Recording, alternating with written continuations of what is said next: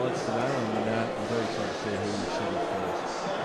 It's certainly be a great contest, and a lot of history in these games. The TSL, since it's been back in its latest reception, that the Glenorchy haven't won a State League Premiership, and today maybe it's their opportunity to break that duck. Yeah, 1999, I think the last time they won the TSL Grand Final, and they were oh so close last year, of course, in that memorable Premiership decided at Launceston Arena where they went down by a couple of goals, but tremendous performance from Glenorchy all season, and they were terrific last week, a great tune-up in their comprehensive victory over the Burnie Dockers, and look, great to see both sides pretty much at full strength.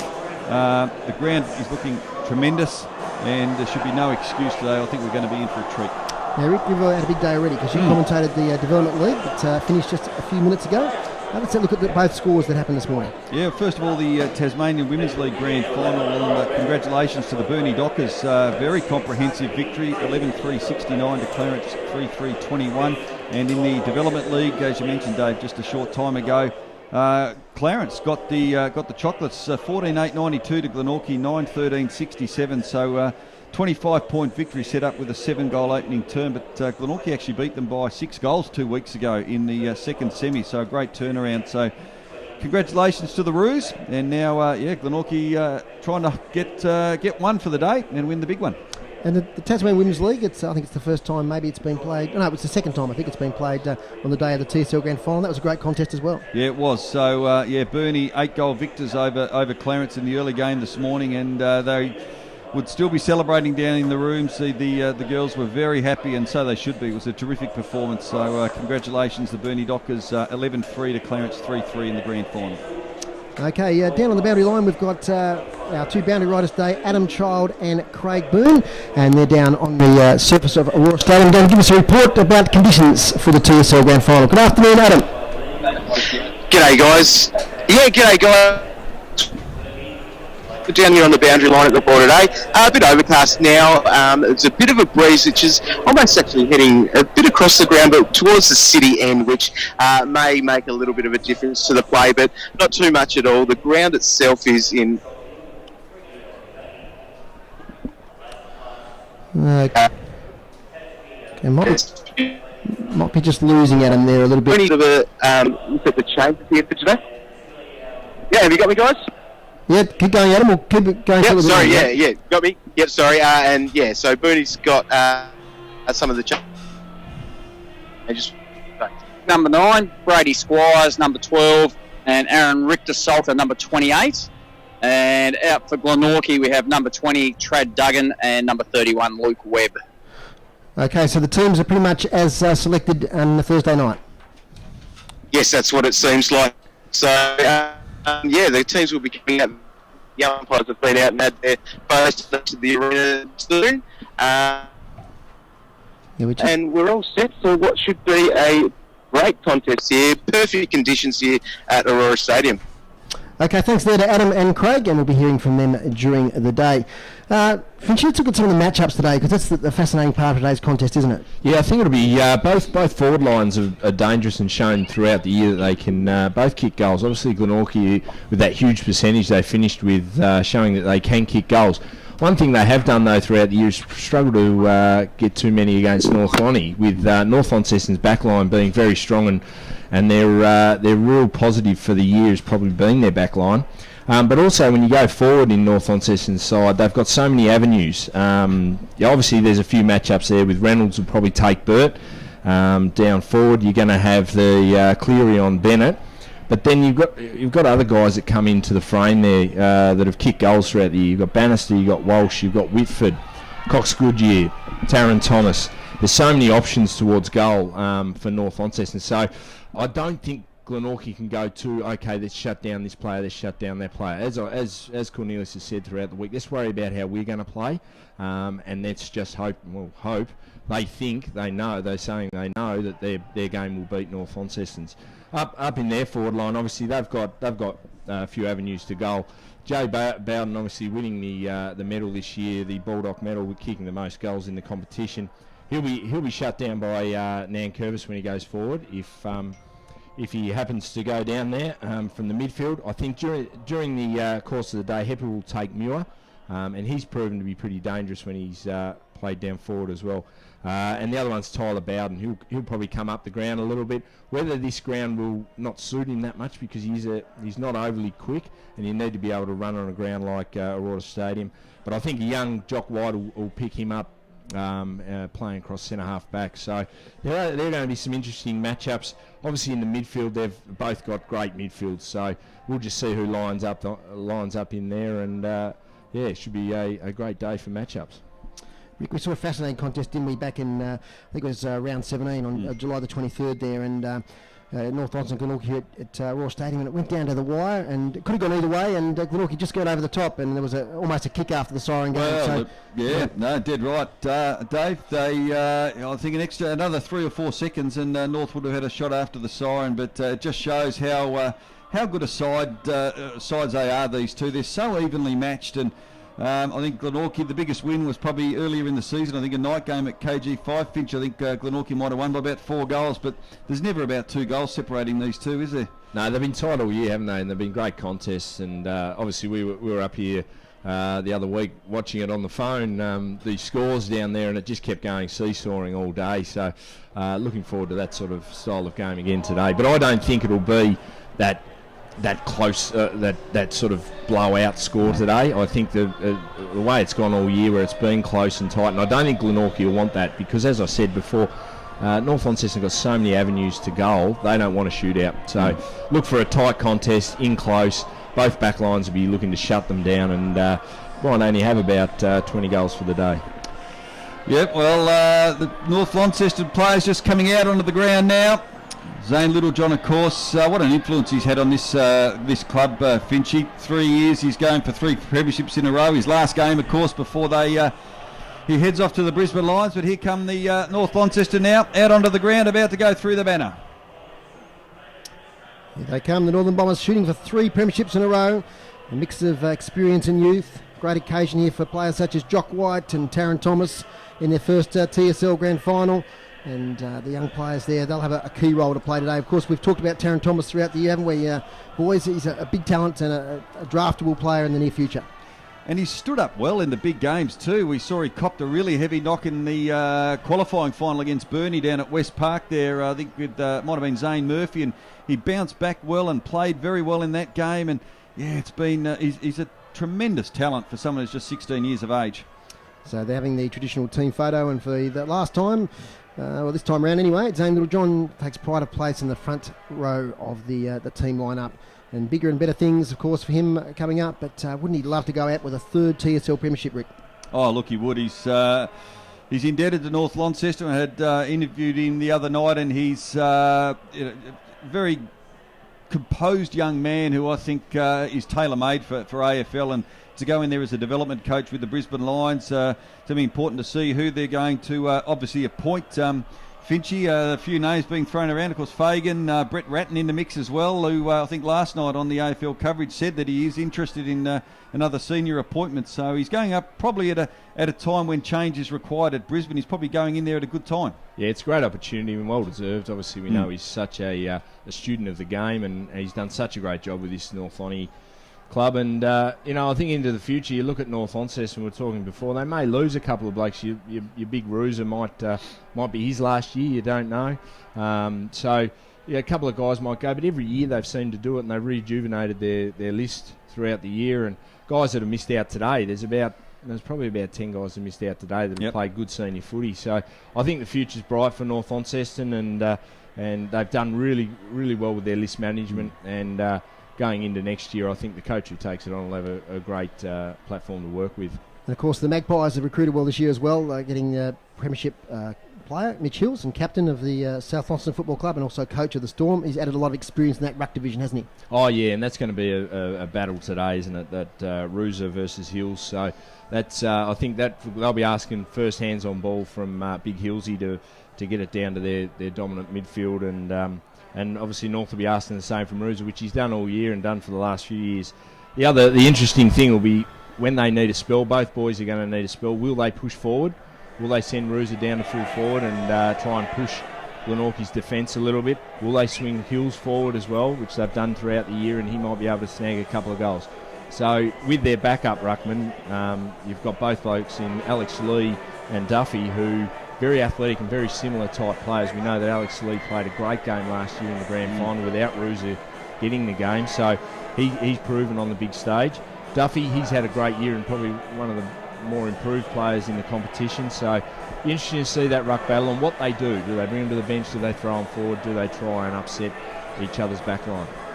And of course, there's a fair bit of depth here in that Glenorchy side. It's sort of the lesser lights that we don't talk about, the Tom Clearys, who had some time at Launceston, and he's really flourished since he's gone back to the Magpies, and he's a key member of that back line, isn't he? Oh, he's been fantastic, obviously, and representing the state.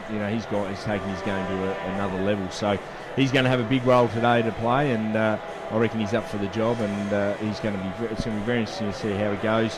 Along with a few other, they've got a good young list. I think they've brought in Caden Wilson, who gives them that bit of experience as well, with coaching New Norfolk last year, and he's been a good player for North Hobart. Very tough, very hard, dangerous around goal, so he gives them that experience. He gives them that a bit of experience they're going to need for the young players to step up today. And Rick, a key player back in that Glenorchy midfield is Braden Webb. We saw him limp off here in that game back in July. We thought he was over for the season. He didn't recover very well from that ankle injury the first time round, but he's gone back. He's done the right things. He's been patient, and he's a key player in that midfield. I think patience is the key there, Dave, because he probably we felt he might have been rushed back a little bit too much. It was obviously a big game at that point of time in the year, round 17 against North Launceston, but I think they've done a good job bringing him back in, and he's a key, the skipper, and very, very important inclusion in this side at the back end of the season, and that's when you want him and you want your leaders, and he will be a very important player. I think as well, Corey Nankervis-Finch has been a very consistent player for North Launceston, and he's going to have a big job today. He's either going to get Jay Bowden or one of the other big forwards, but a lot will rest with him. Yeah, and I think he's watching him play on Bowden. Bowden's bobbed up and kicked a couple of goals against North, and he kicked 5 there a couple of games back. But he's going to have his work cut out. Obviously, when he does push forward through the midfield, they're going to have to look at running someone with Bowden as well. That might be a Jake Pearce or someone through the midfield. So I think the other two in each other's back line, you've got Jordan Hayden from Glenorchy, who's a great young player. He was captain of the Mariners last year. He sets up a lot of their play from their back line. And the other one I'm expecting a big game from today would be Jay Lockhart. He's shown, we all know how courageous he is. He'll throw himself back with the flight of the ball every time, but he also sets up play really well. So both those players are going to be that quarterback type player for both teams. So both good young players, and they'll be interesting to see how they go. Interesting. Sorry, Dave. North Launceston came out about 10 minutes before the umpires, which is very interesting, isn't it? Speaking of umpires, Rick, it's the pinnacle of any umpiring participant throughout the year to take their place in the grand final. And who are umpires for today? Yeah, well, the field umpires got a bit of a fairly experienced crew. Nick Saltmarsh and Joel Harris, their third grand final in the seniors, and Mark Tuckett, he's second on the boundary. Adam Reardon, pretty impressive. His 6th consecutive grand final on the boundary. He's joined by Lachlan Marsden and Reece Goodger. Congratulations to Reece. His dad, Mick, tied up the umpiring associations, umpired with him many times years ago. His son's got his first senior grand final, so congratulations to Reece and Lucas Chamberlain. And in the goals, Dylan Reeves and Brady Chamberlain, also his first grand final. So big day for those gentlemen. Just waiting for Glenorchy Magpies to come out. There's another league that's finishing off today, and that's the Old Scholars League in the Southern Old Scholars League, and I know a lot of our Southern listeners will be interested in that. I'll have some scores from that throughout the day. I've got a score there in the Reserves Grand Final. It was Uni 15-13-103 defeating Richmond 6-10-46. So Uni win the back-to-back Grand Finals there in the Reserves in the Southern Old Scholars. And I see Brad Green flying down to play for Uni. Yes. Big name. I don't know if he's too old now, though, is he? He's my age. Jeez, I don't know what he's doing. No, he's not old, Finchy. We've been to school together. Yeah, Brad Green. I think he'll probably be 34. He's 35. 35, there you go. Yep. Glenorchy Magpies breaking through their banner here at Aurora Stadium. And, leading them out there is Jay Bowden, also Josh Arnold out the front there. Powerful lineup for the Glenorchy Magpies. And a great contest here today at Aurora Stadium. Listen to the TSL live stream and also on 103.7 FM City Park Radio. We're going to take a short break from Aurora Stadium. We'll be back in just a little moment. Launceston doesn't have the Eiffel Tower, and you won't find the Arc de Triomphe or the Champs-Élysées. But Launceston does have beers. It's everyone's French Quarter in Tasmania. For superb food, fine wines, real barista coffee. Offering functions Tuesday to Saturday with free room hire for functions Tuesday to Thursday. Everyone goes to Pierre's. Formidable. Pierre's, another Tas-based business and a sponsor of City Park Radio. Can you give up eating one pie a month for City Park Radio? No, we're not hungry, nor are we looking for food. We're looking for members because we're listener-funded radio, community radio. For just $45 a year, you'll be supporting the many volunteers who put our community into community radio. And your membership tells us how much you care about City Park Radio. It also allows you to be involved as well. Your $45 membership will keep it live, alive and fun. Phone the station now, 6334 3344 and become a member. Community radio, by our community, for our community. City Park Radio. If you're in retail, commerce, warehousing, light or heavy industry, or have a domestic need, you can rack it, shelve it, stack it, store it, or file it from Dexy and Supply Centres.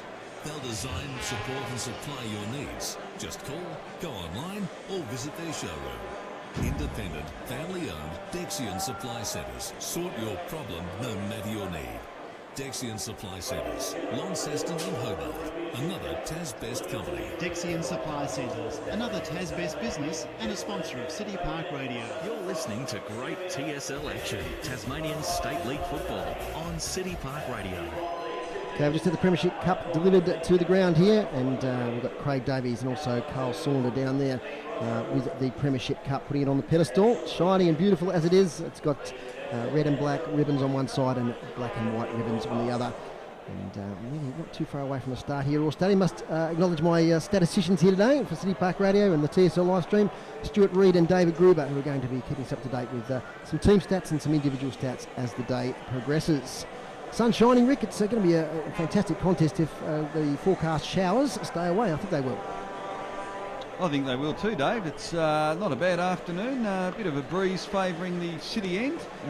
But look, yeah, you're much better on the weather than me, Dave, as we know. And but it looks, the clouds are high. I reckon we're going to get through a dry day, which will be absolutely fantastic. Certainly will be. And what a class player Jay Bowden is, Finchy. We saw the votes in the Alistair Lynch medal. I'm not sure if it's quite finished yet, but he's going to win by a country mile. And he's kicked so many goals this year, been such an influential player over a number of seasons now with Glenorchy. Yeah, clearly. And you forget he's only 27 years of age, but that's he's in the prime of his career really at 27, so he's still got a lot of years of footy ahead of him. And to win the goal kicking, he's been one of the most dominant midfielders in the competition. So he can do both. He can do basically everything in the game. So he's going to be. It's a massive day for him. He wants a premiership. He's stated that, and obviously that's the one thing he wants. And I reckon he's going to be a big influence on whether Glenorchy get up or not. He's going to, if he steps up, the young players come underneath him. Another guy I like the look of out there, and he's in his nice bright boots, is Mitch Rainbird. He can turn it on. So look out if he starts getting an early sniff. I think from last year we watched it when we were in the grand final. He got a bit excited early and tried to get into, get the crowd going. Well, that could pay off for him. So he's got all the ability, but can he turn it on the big stage? Okay, about to go now for the national anthem.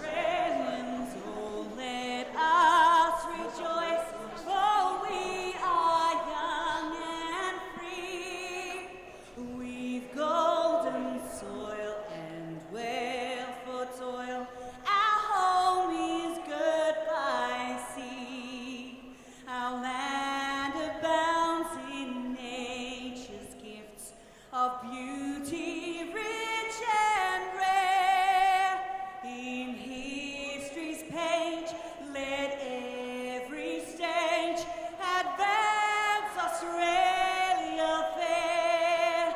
In joyful strains then let us sing, advance Australia fair.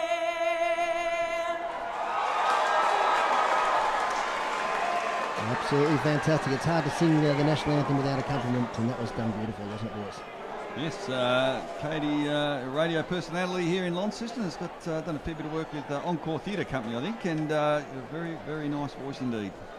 Okay, now Matthew McGee is our regular commentator here on City Park Radio and the TSL live stream, and he can't keep out of the action. He's in Anaheim at the moment, in California, and he's just sent me through the votes in the Alistair Lynch medal because we haven't been watching the monitor here. So, well done to Jay Bowden, 33 votes, winner of the Alistair Lynch medal. Second place, Taylor Whitford on 20 votes, and Dylan Riley from Devonport on 18. So that just verifies what we've said about his fantastic season in 2016. Yeah, well done to Macca too. We want to include him here on City Park Radio, of course. He's enjoying a lovely holiday with his family. He's been on all the rides there in over in the US and enjoying the day as well. So I hope you enjoy the coverage.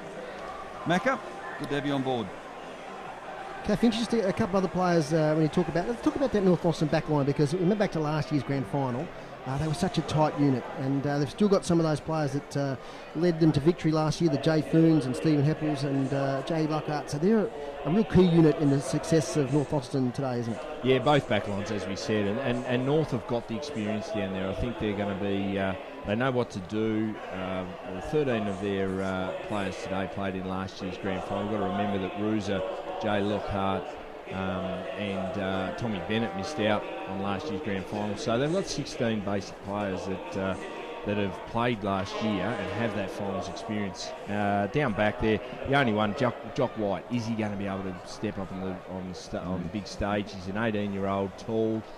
He's still at Scotch Oakburn College, but he's got a pretty mature head on his shoulders. So he's probably the only one. Otherwise, apart from that, their back line looks super strong. They've got so many options to go back. Hayden Goss, Connor Pearton, he'll go back at times, Lockie Young. So they've got a lot of avenues to go back there, and they've all got really good skills. So coming out of their back line, they seem to always hit targets. Now, our boundary riders today are Adam Child and Craig Boone, and we've crossed down to them once already, and hopefully the technology works for us better this time. Warnie, what's going on down the boundary? Yeah, hey Dave, we are down here on the boundary. The teams are out in their huddles at the moment, having a bit of a chat. The North Launceston boys have been there for a little while together. I'm sure that there's plenty of work being in this to see how they go as they head towards trying to win at the three-peat.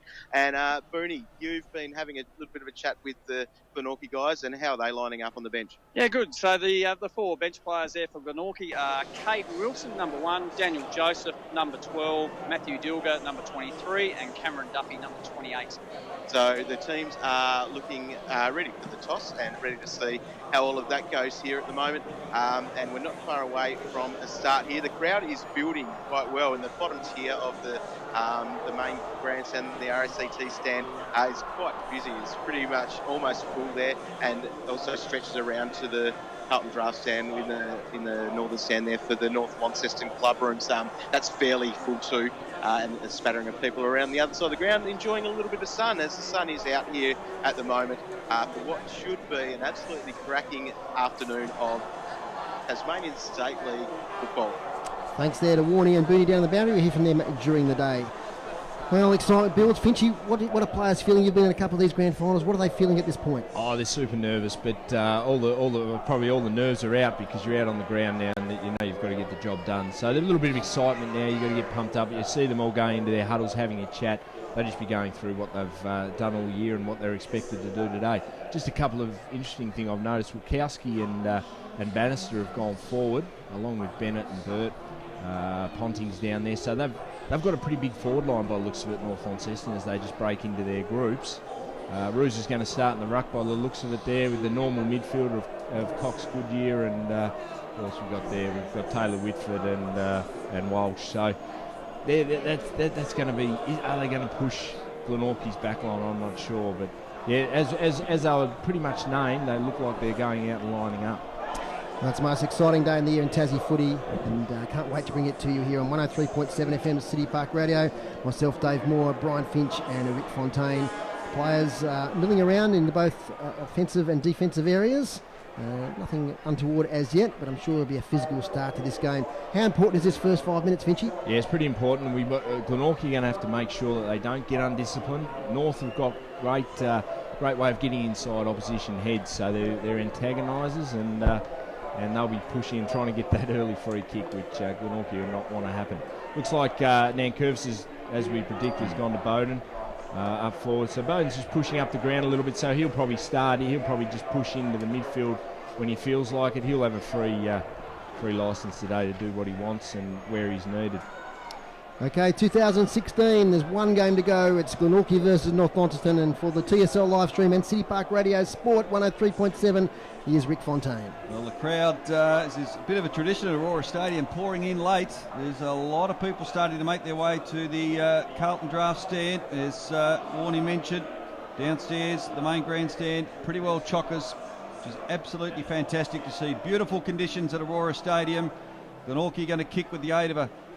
What do you reckon, Finchy? 2-goal breeze, 2-3-goal breeze maybe in the first turn? There. Probably, it seems to be a bit swirling around a little bit, so it'll be important for players to get their head over the ball and make sure they're hitting targets early.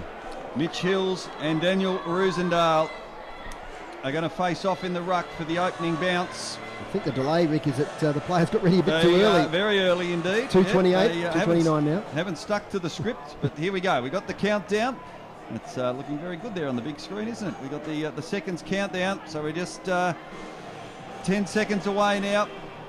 Just another interesting thing, guys. We've got Jordan Hayden's going to play on Bannister down forward. Now, we've seen Bannister this year bob up and kick 7 goals in a game. So, is Jordan Hayden big enough to stop a powerful guy like Bannister? So, we've seen him play. He's very good through the midfield, but he can go forward and kick goals. Crowd roars, and the ball held aloft by the field umpire.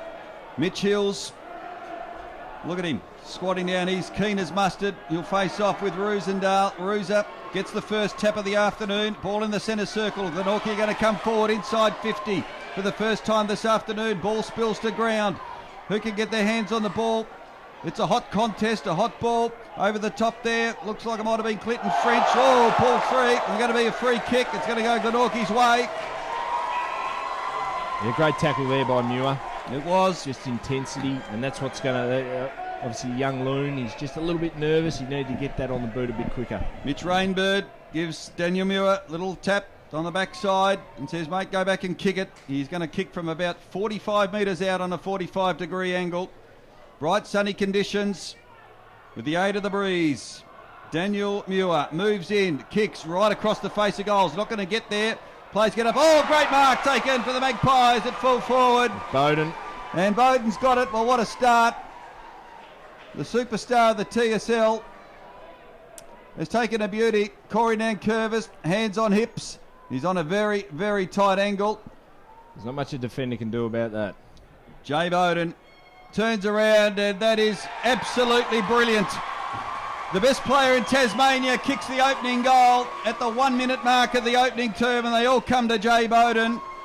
1 straight 6 Glenorchy. North Launceston yet to score. 1.5 minutes gone in the opening term. Very nervous kick by Muir, wasn't it? But worked in Glenorchy's advantage, and when you got a player like that, like Bowden down there, who can just leap up and take a little hanger on top of Nankervis.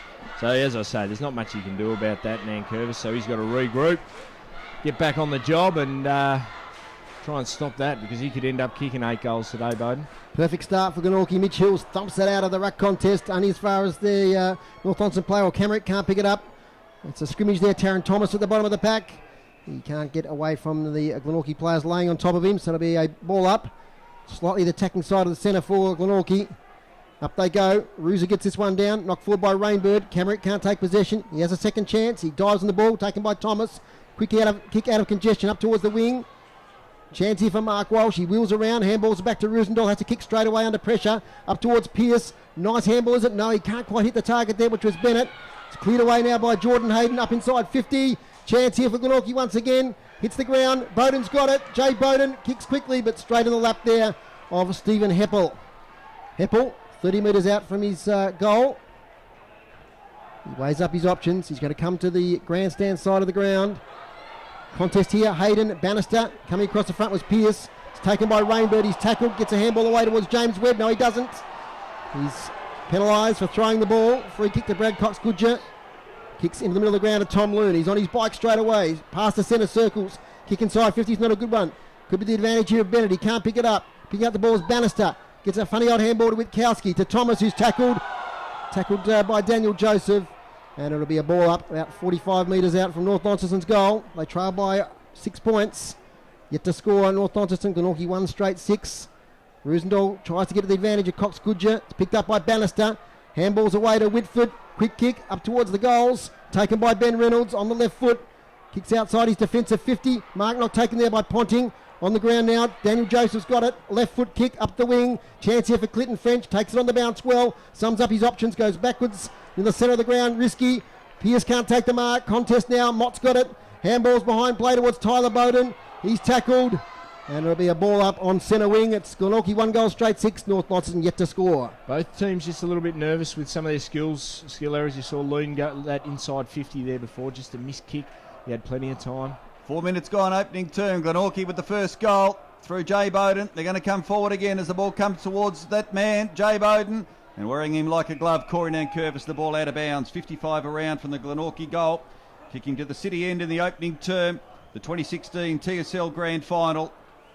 Glenorchy 1 straight, North yet to score. Crowd still pouring into Aurora Stadium. From the throw in, Lee does battle. Rainbird sharks the ball, tackled immediately by Brad Cox Goodger. And we're going to have a ball up. And Alex Lee's gone into the ruck already. Roos has gone down deep forward, so Cleary's picked him up. So they'll be looking to just bomb it into him. He's got the strength on Cleary, so look out for that. Ball thrown up by the umpire. Picked up by Bannister, kicks it towards the centre wing position. Ball off hands, close to the boundary, and escorted over the line by Jordan Hayden.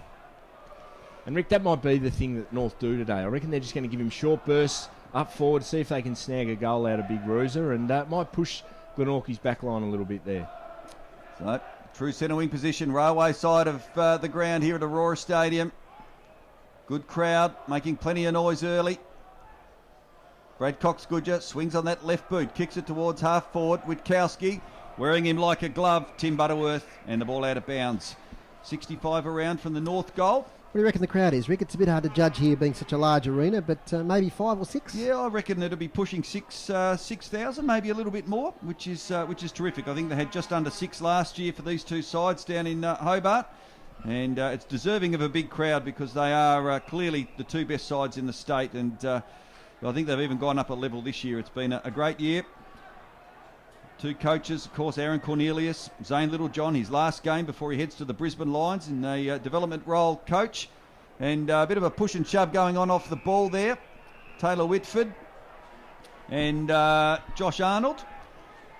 And the ball hasn't really gone far. Railway side of the ground still. The main scoreboard you can see there, 6 minutes gone. It's Glenorchy a goal, North yet to score. Thrown in. Hills fists it forward. Taron Thomas has had a good start, kicks it forward, and he's going to find a teammate. And they're going to come inside 50 here. The long kick's going to come towards full forward. What can Rooser do? He comes over the back. No one takes the mark, and free the whistle kick goes. It's a free kick. Zach Bird, I think. The ball. Yeah, I think it was just shepherding off the ball. Obviously, Glenorchy had the numbers there, and they seemed to... one of the players must have just put himself in front of Bert to stop his run at the footy, which is obviously a free kick.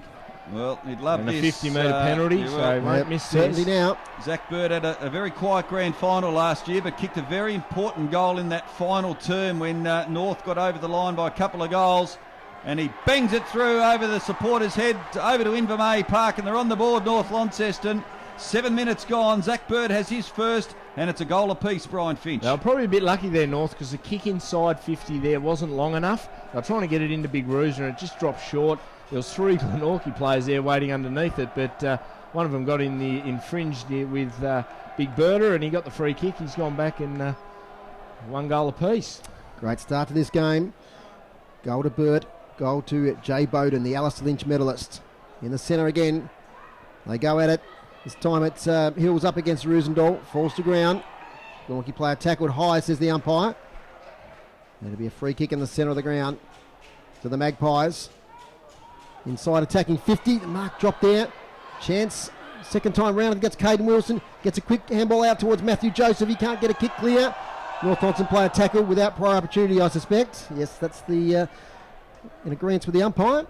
Caden Wilson be kicking himself over that drop mark. Pretty easy drop chest mark there, and then a little bit fumbly. You'd expect more out of a senior player. Duffy this time against Roosendahl. Chance here for Mark Walsh. He lays the shepherd for Loon, then he goes back into it himself for Mark Walsh. Gets a kick away. Good one-on-one contest there. Up towards the wing. Zach Burt. Takes a strong mark. That's a mismatch there. Hayden on Burt. He picked that one. Finchy is up towards attacking 50. Witkowski wrestling there. Falls to the back to Witkowski. Kicks quickly up towards the goal square. Picked up beautifully there by North Launceston. Kick back towards Ponting. He takes on the half volley. Comes out now towards Jack Event. Kick round the corner. Chance. Is it a holding or it's a pushing free kick? I think it's going to go to North Launceston. It's going to go to Witkowski. It's a downfield free kick there. So a little bit undisciplined again, Glenorchy. We talked about that before the game. I've just got to watch that because this is just giving away another goal. Free kick to Witkowski. 8 metres out. Sorry, about 12 metres out. Slight angle to convert the second goal for North Launceston. Witkowski. Oh, he's missed it to the left. That could be crucial. I thought I called that a bit early. He's missed that one. There's Witkowski. 1-1-7. North Launceston. Glenorchy 1 goal straight 6. Been playing 9 minutes in the first quarter. You need to kick those in the big games.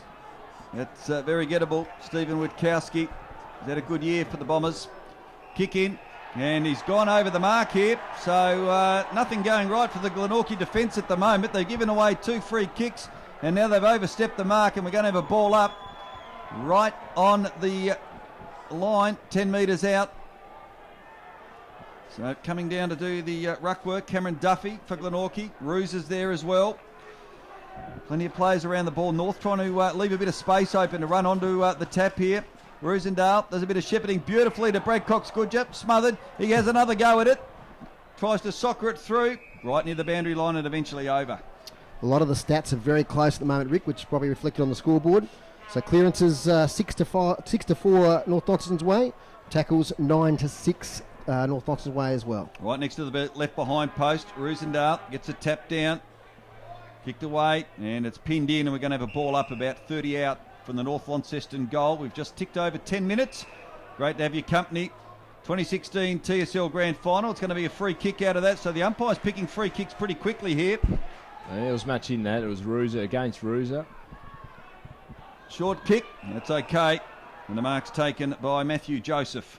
He kicks it long towards half forward. Jock White there over the back. It's all North Launceston. Tom Loon gets a handball over the top to his teammate in Foon. Foon, dangerous looking kick across the face of goal. They've got the number zone. Nankervis, oh, chuck beautifully by Bowden. Might have been held. Nankervis recovers. Gets a handball over the top to his teammate there in Foon. They're under pressure. They get it away and it's going to be a turnover.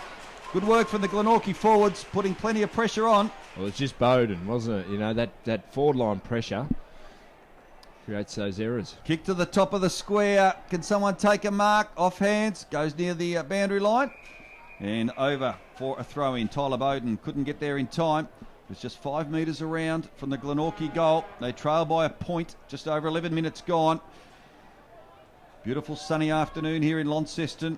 Glenorchy kicking with a slight breeze. Mitch Rainbird comes over the top. Well, changed his boots, I think, by the looks of it as well. He had the bright ones on before. I think he's changed them. Sure what the go is there. No. He's got the blue ones on. He has got now. the bright blue ones on now. So he still stands out, but Nankervis, he'll go short. Oh, gee, good centimetre perfect. And the mark is taken. Ball comes in, and right on the defensive 50, the mark taken by Tom Loon. His brother Will was named as an emergency today. So Loon will come across. And all in the clear is Heppel. Heppel can go towards centre wing position. Good kick. Looks for. Finds his teammate there. And a lazy looking kick from Lockhart, but it comes off okay. The ball now with Goss. Hayden Goss inside 50. Good kick and good hands out in front. The mark's been taken and we're going to have a shot at goal here. And it's Tom Bennett. And great to see him here playing today. Tom Bennett, of course, had that terrible injury last year. He's come back sort of the middle stages of the season and he's fitted in very well, Finchy. Yeah, he has, and he's a good kick for goal, so he'd back himself in here.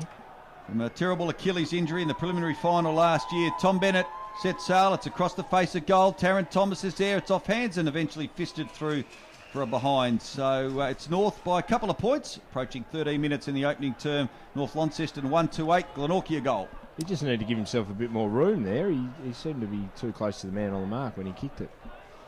Boundary throw in. Duffy up against Witkowski on this occasion. They wrestle. Ball falls to the ground. Thumped away towards defensive 50. Here's Thomas up against Matthew Joseph. Thomas wins this one. Kicks inside 50. Chance here for the North Launceston forwards. It's knocked away nice by Hayden. Kick out of the pack there by Witkowski. It dribbles over the boundary line. and out of bounds. And he's had some early touches, Taron Thomas, hasn't he? And some important ones. He's just got such a cool head for a 16-year-old. It's so good to watch. 5 inside 50s apiece through the first 13 minutes of this grand final. High boundary throw in. Pearce gets it down towards the front of the pack. Chance here for Matthew Joseph. He's beaten to the ball though by Bird. He screws around the corner. Zach Bird, miracle goal, no. It's across the face and out of bounds. About 10 metres around for the left behind post. North Launceston in attack. Listen to the TSL Grand Final via the live stream and also via City Park Radio 103.7 FM. Taylor Whitford back on the ground. Rooser about to come back on also. Boundary throw in. Front position Duffy. Knocks it further along the line. Chance here for North. Quick handball from Ponting to Whitford. Check side into the square. Mark not taken. Over the back. Is it going to go through? It's still in play. Witkowski's got it. He gets cleared as Witkowski snaps for goal. Stephen Witkowski. Oh, he beat 2 Glenorchy opponents. He got clear. Snapped on the left. Second goal of the day for North Launceston. 2-1-13. Glenorchy 1 straight 6. And that was a great kick by Taylor Whitford. Just put it to the right spot. Put it in the dangerous area. And that's what happens. Witkowski with some strong work there, gets around. Glenorchy there, they'd be ruining that because they should have tackled. They had the opportunity to tackle. He broke 2 tackles and kicks the goal. He can't afford that to let that happen when you're a Glenorchy player down back. So after Glenorchy got the opening goal in a minute through Jay Bowden, North Launceston have responded well with the next 2 and they lead by 7 points at the 15-minute mark. Jock White, the young 18-year-old, played in the schoolboys grand final not long ago, and now Taron Thomas has got it on centre wing. And gee, hasn't he started well? Taron Thomas, the 16-year-old, kicks it inside 50, but it's a disappointing kick on this occasion. Looking for Zach Burt, but it's drifted out and over, and it'll be a free kick for Glenorchy for out on the full to be taken by Ben Reynolds. And Rick, they seem to have had their hands on the ball a lot more, North Launceston, especially the last 5 minutes. They just seem to be getting their hands on the ball. Yep, they've had a good patch. They've settled well. Reynolds has kicked towards centre wing, very close to the boundary line, off hands. And we'll have a throw in. And out there on the railway side of Aurora Stadium. Already Taron Thomas has had 4 possessions, so he's started well. He has, the youngster. Throw in. The good one. Long boundary throw in. Big Rooser takes it out of the ruck. Looks for his teammate there in Foon. Plenty of players around the ball there. It's not going to come out in a hurry, but the umpire's picked a free kick for too high. And it's going to go to that young man, Taron Thomas. Certainly not overawed by the occasion, is he, Finch? He's started very well. No, that's the one thing about him too, Rick. He's just got such a cool and mature head on him that, I didn't expect anything less from him today. The youngest player on the ground. He looked for and found his teammate, another young man, Lachlan Young. That's some really talented young players that Zane Littlejohn has brought into the system this year at North Launceston. They've had a great year, and it's going to come to Thomas again, who does a little banana kick inside 50, and all alone there, an easy mark taken. Witkowski, gee, he's had a good start too, Stephen Witkowski, kicks it to a hot spot. Bowden's down there as well, and takes a very strong mark inside his defensive 50 for Glenorchy to relieve a little bit of pressure. It's been all North Launceston for the last 6 or 7 minutes. Glenorchy look to respond. Will come short. And not a great option. Caden Wilson was an easy spoil in the end, but luck's of fortune. Ball comes forward, no mark taken. Nankervis is there, being pursued by Tyler Bowden. He's tackled very strongly in front of a big crowd of supporters. And the umpire will come in and throw it up. It's a hot ball. And there's a lot of blokes rotating through North forward line too, Rick. I noticed before, there's Cox Goodyear down there, Walsh. So they're going small, then they're going tall and big. Chuck Rooser down there, so they're going to do that all day. I reckon they're just going to rotate blokes through their forward line. Roosendale works his way to the front, but Hill gets the tap down. It's a good one, and it finds his teammate there in Braden Webb. The skipper kicks it inside 50, but no one there for Glenorchy, and the mark taken by Nankervis. Caden Wilson manding the mark. Nankervis is going to go down the line. It's a horrible looking kick, actually, right off the side of the boot. Mitch Rainbird's there. Hills, well, he almost went to throw it. Mitch Rainbird, in fact, it has been called for a throw. And it's going to be a free kick. And it's going to come back to North Launceston. It might be, I think Jack Event might be taking the resultant free kick, Dave. Yes, he is, Jack Event. Slightly defensive side of the centre square. Thinks about switching it. Looks for options. He's got Lockhart to his left. He's probably covered. So now he goes further up the line. Up here looking forward, finding that's Zach Burt. Jeez, he started the game well. Great set of hands, Zach Burt. That's the one thing about him. He's got a great set of hands. He beat Ben Reynolds on that occasion, up towards attacking 50. Mark taken here by Connor Pearton. His kick's not a good one. It's out of bounds on the full. Another young player just needs to settle down there. He's usually a fantastic user of the footy. And that one just went off the side. Okay, so it's deep in defence now for the Magpies.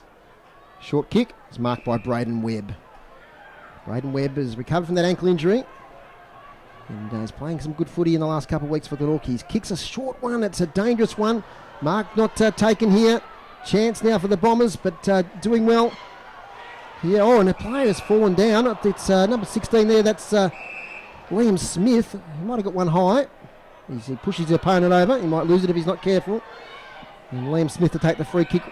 It's been reported, I think. The emergency umpires just reached for the notebook. So I think Zach Burt's in the book. Yeah, just give him a little one on the way through. So stopped him in his tracks, though. Reece Mott on their left foot. Former Devonport player up towards half forward. Mark's taken there by Heppel. The tattooed right arm, Stephen Heppel.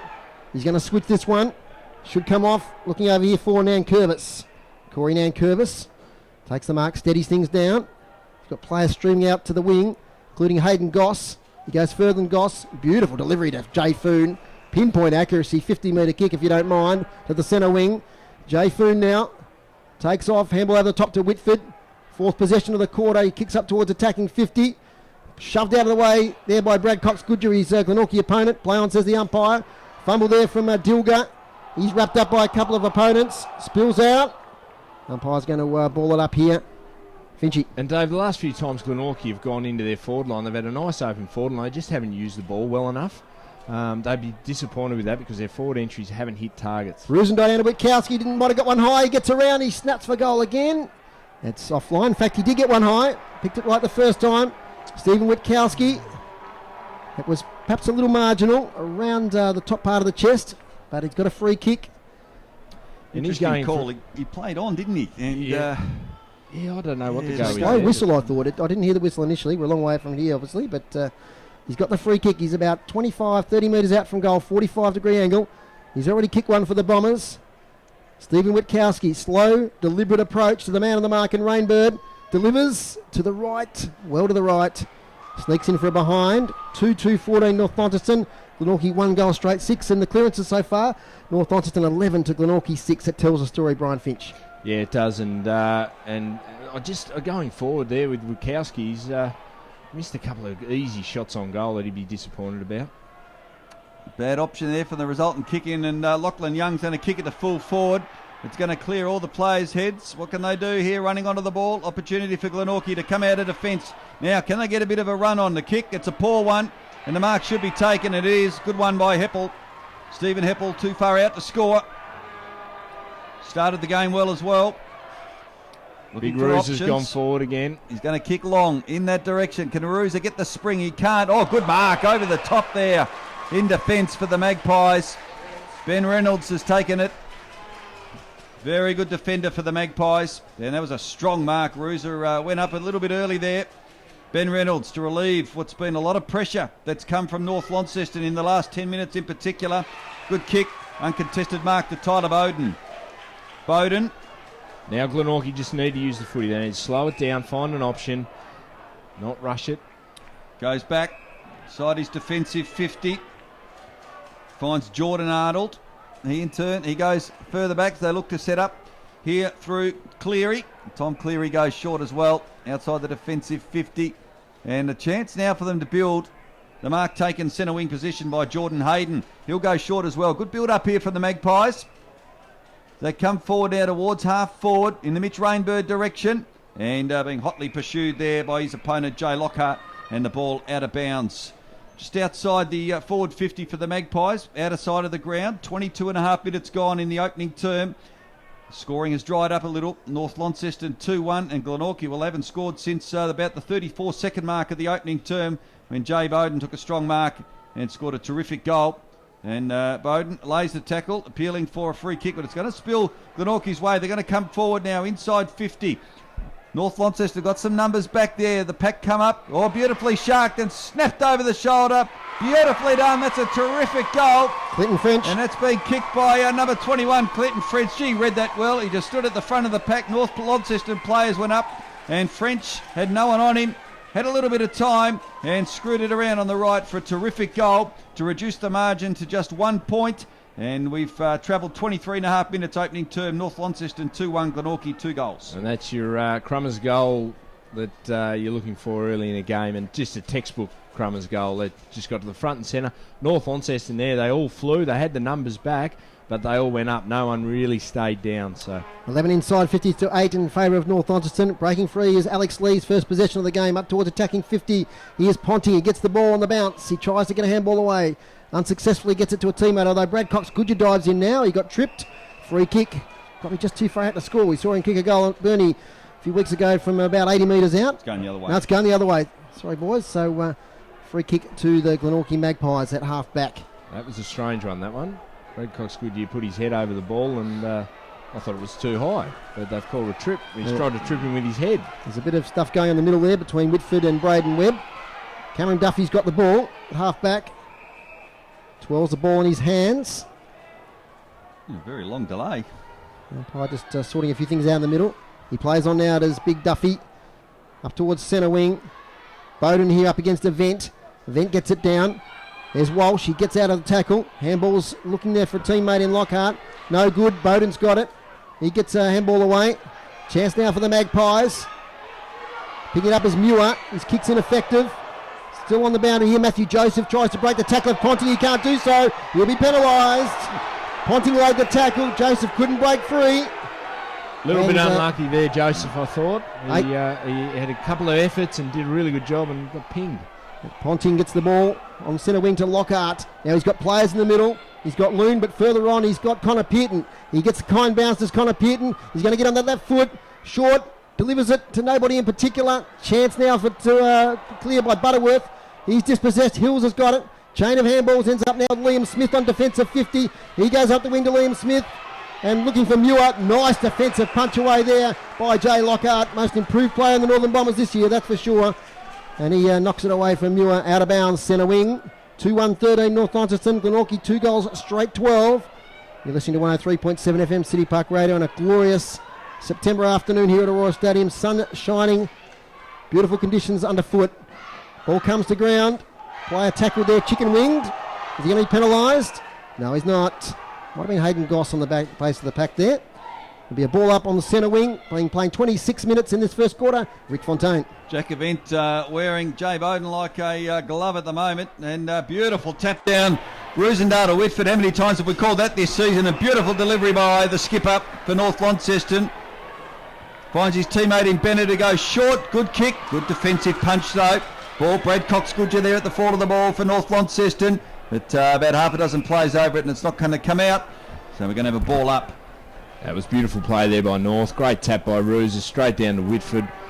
Fantastic kick in. And Ben Reynolds, great defensive effort there. And he's just been rewarded with a free kick by He has, against Zach Burt. So Ben Reynolds to relieve a bit of pressure.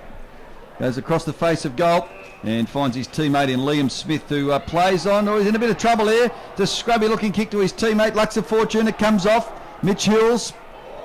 Now a chance for Glenorchy to relieve and move forward. Good kick in the Mitch Rainbird direction. He takes the mark. Gets on his bike quickly and he'll bang it inside 50. Good looking kick. Terrific delivery and a good mark to Tyler Bowden. 20 from goal, slight angle. And that's what he can do. It's the one thing that Mitch Rainbird can do. He's got a great kick on him. And he led up at the ball well then, got a good mark, turned around, and he's kicked that ball about 60 metres and hit Tyler Bowden on the chest. So this to put the Magpies in front.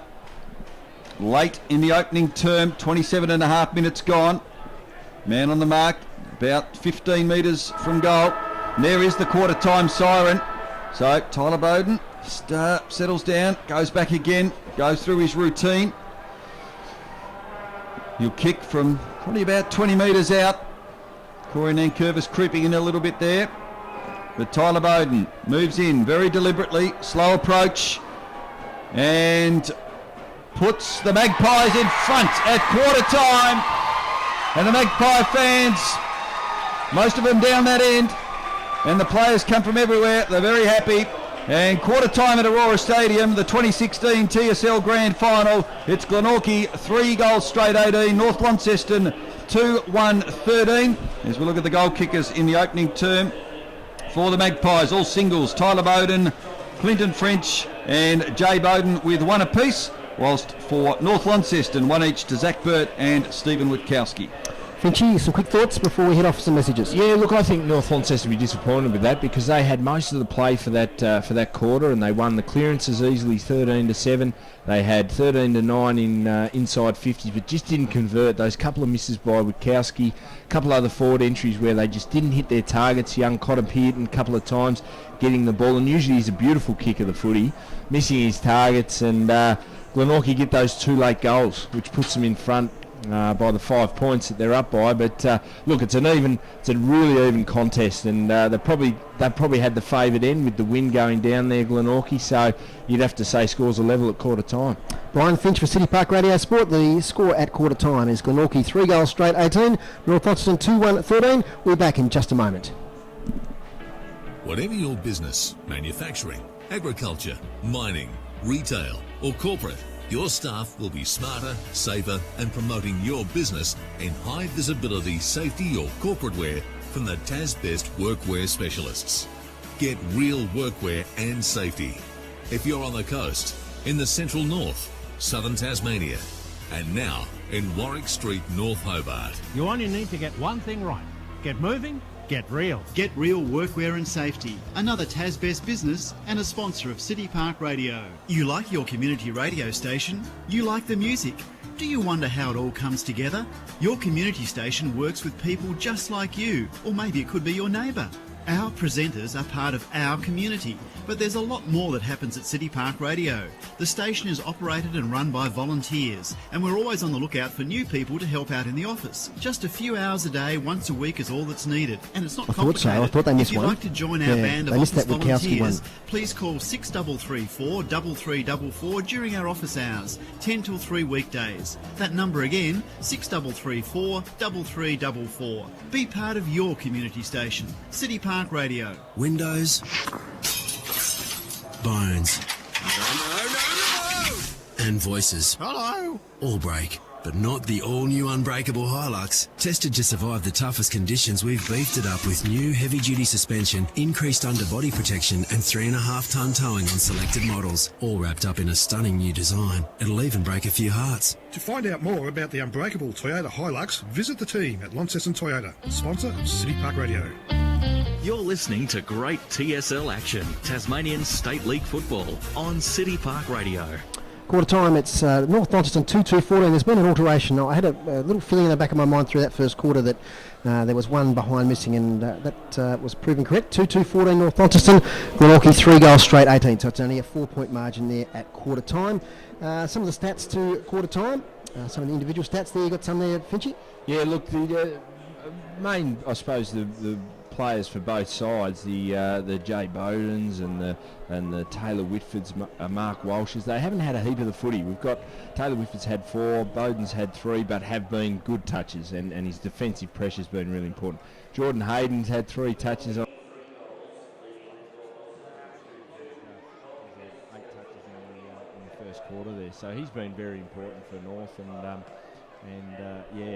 but the team stats, I think, are the big one, where you've got North Launceston winning 13-7 in the clearances, so Glenorchy will need to start probably manning up in the midfield there. Can't let Whitford get out so easy as he did there towards the end, with Rooser just going to hit it down his throat every time.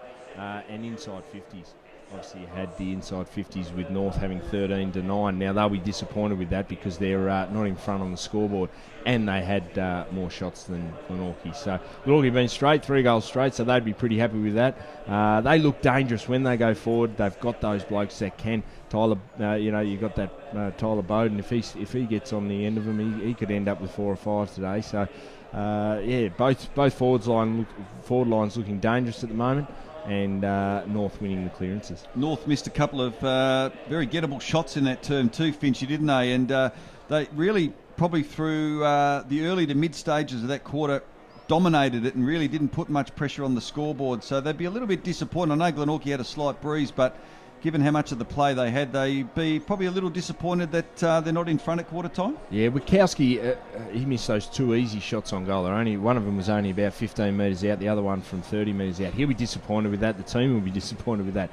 As we talked about, though, he started as a backman at the start of the year, and he kicked like a backman, and he was going forward. But he's looked so dangerous forward. He's kicked one, he's missed 2 that are gettable goals. So they're the sort of guys that will bob up for North.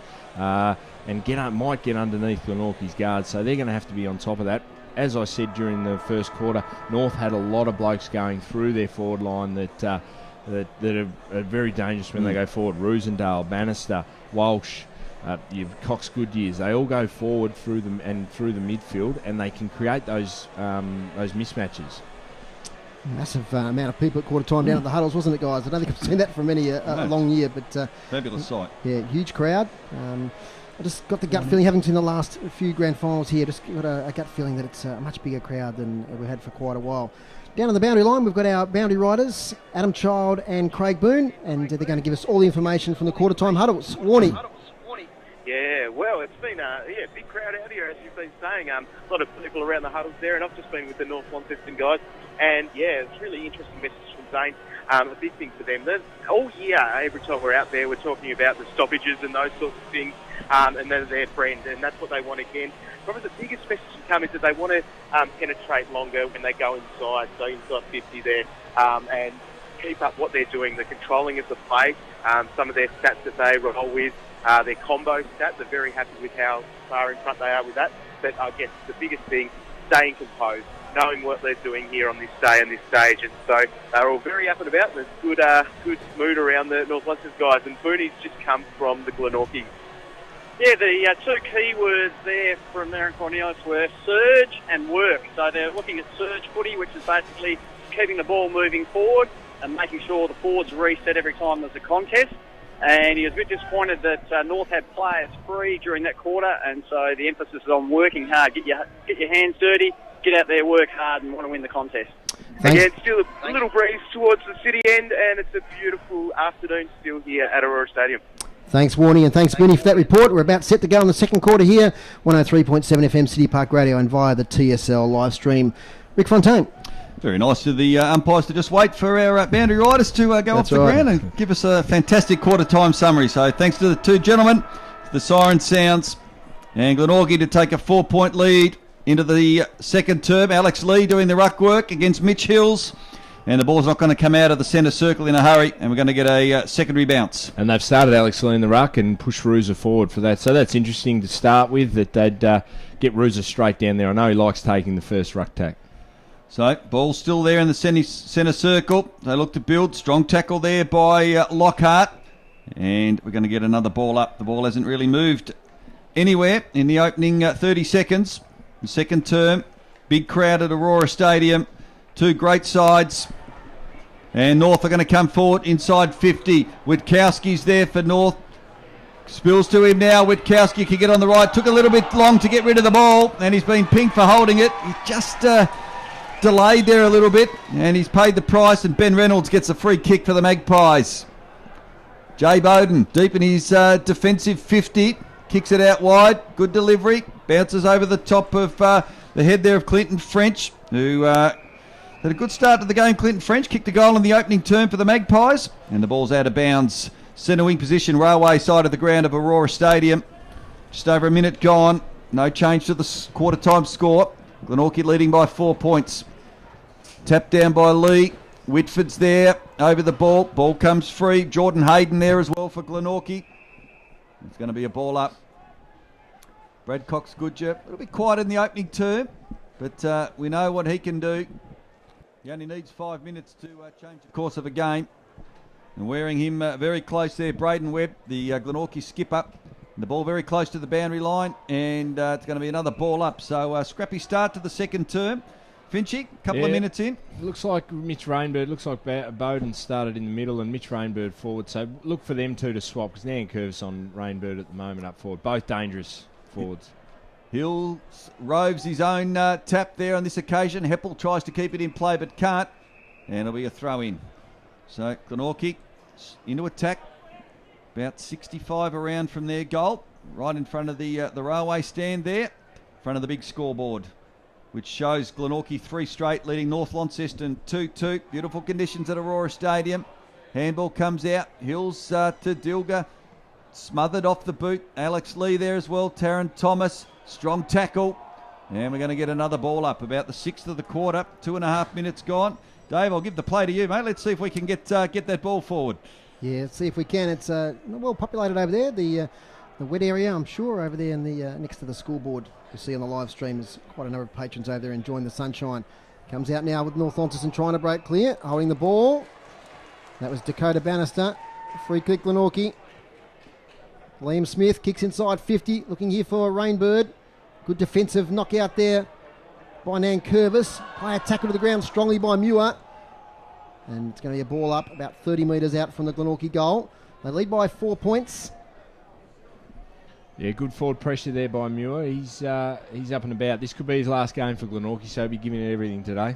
Alex Lee, left-handed tap out. Events in there with Clinton French. Another ball up. As Rick said, there's probably about 7 or 8 now in this quarter so far. A quiet start to the second quarter of the TSL Grand Final. Can North Launceston win 3 in a row? Comes towards their 50-metre line. In there is Jock White. Ponting. Quick kick out now by Event, but there's a host of Magpies there ready to take the mark. Jay Bowden pumps it back inside 50. Chance across the front. Well done, Corey Nankervis. He's the master of that intercept spoil. On that occasion, he knocked it to the boundary line. Boundary thrown about 10 metres around from the Glenorchy goal. And if North Launceston get possession here, they're going to have to slow it up. They're going to have to find a target because Glenorchy got all the numbers. They've set up the wall really well here, just beyond 50. They've got Reynolds, Bowden, as we saw there before getting the footy. So they can't have that quick rush kick out of the back line. Boundary throw in. Quick kick out by Nankervis. Outside defensive 50. Once again, the Magpies are going to put it back in. Jordan Hayden, high kick to the forward pocket. Hard contest there for all players involved. About 10 flying for the ball. Spills out of bounds. 5 metres around from the Glenorchy goal. They lead by 4 points. 3 straight 18. Glenorchy 2-2-14. It's a little bit stagnant at the moment, isn't it, Dave? They're just both teams like a game of chess. Yeah, the North Launceston just pumping it out of defence, but to nobody in particular, and coming straight back in. Tyler Bowden gets it down. Brad Cox-Goodger there. Hands to Whitford. Further afield to Bannister. He pumps it up towards the wing. Bounce is important here. It's taken there by Witkowski. He tries to break the tackle. He's forced out of bounds. Throw in, centre wing, right side of the ground. And playing 5 minutes in this second quarter. No score as yet. Mitch Hills, it's Cameron Duffy on this occasion. Up against Alex Lee, the backup ruckman.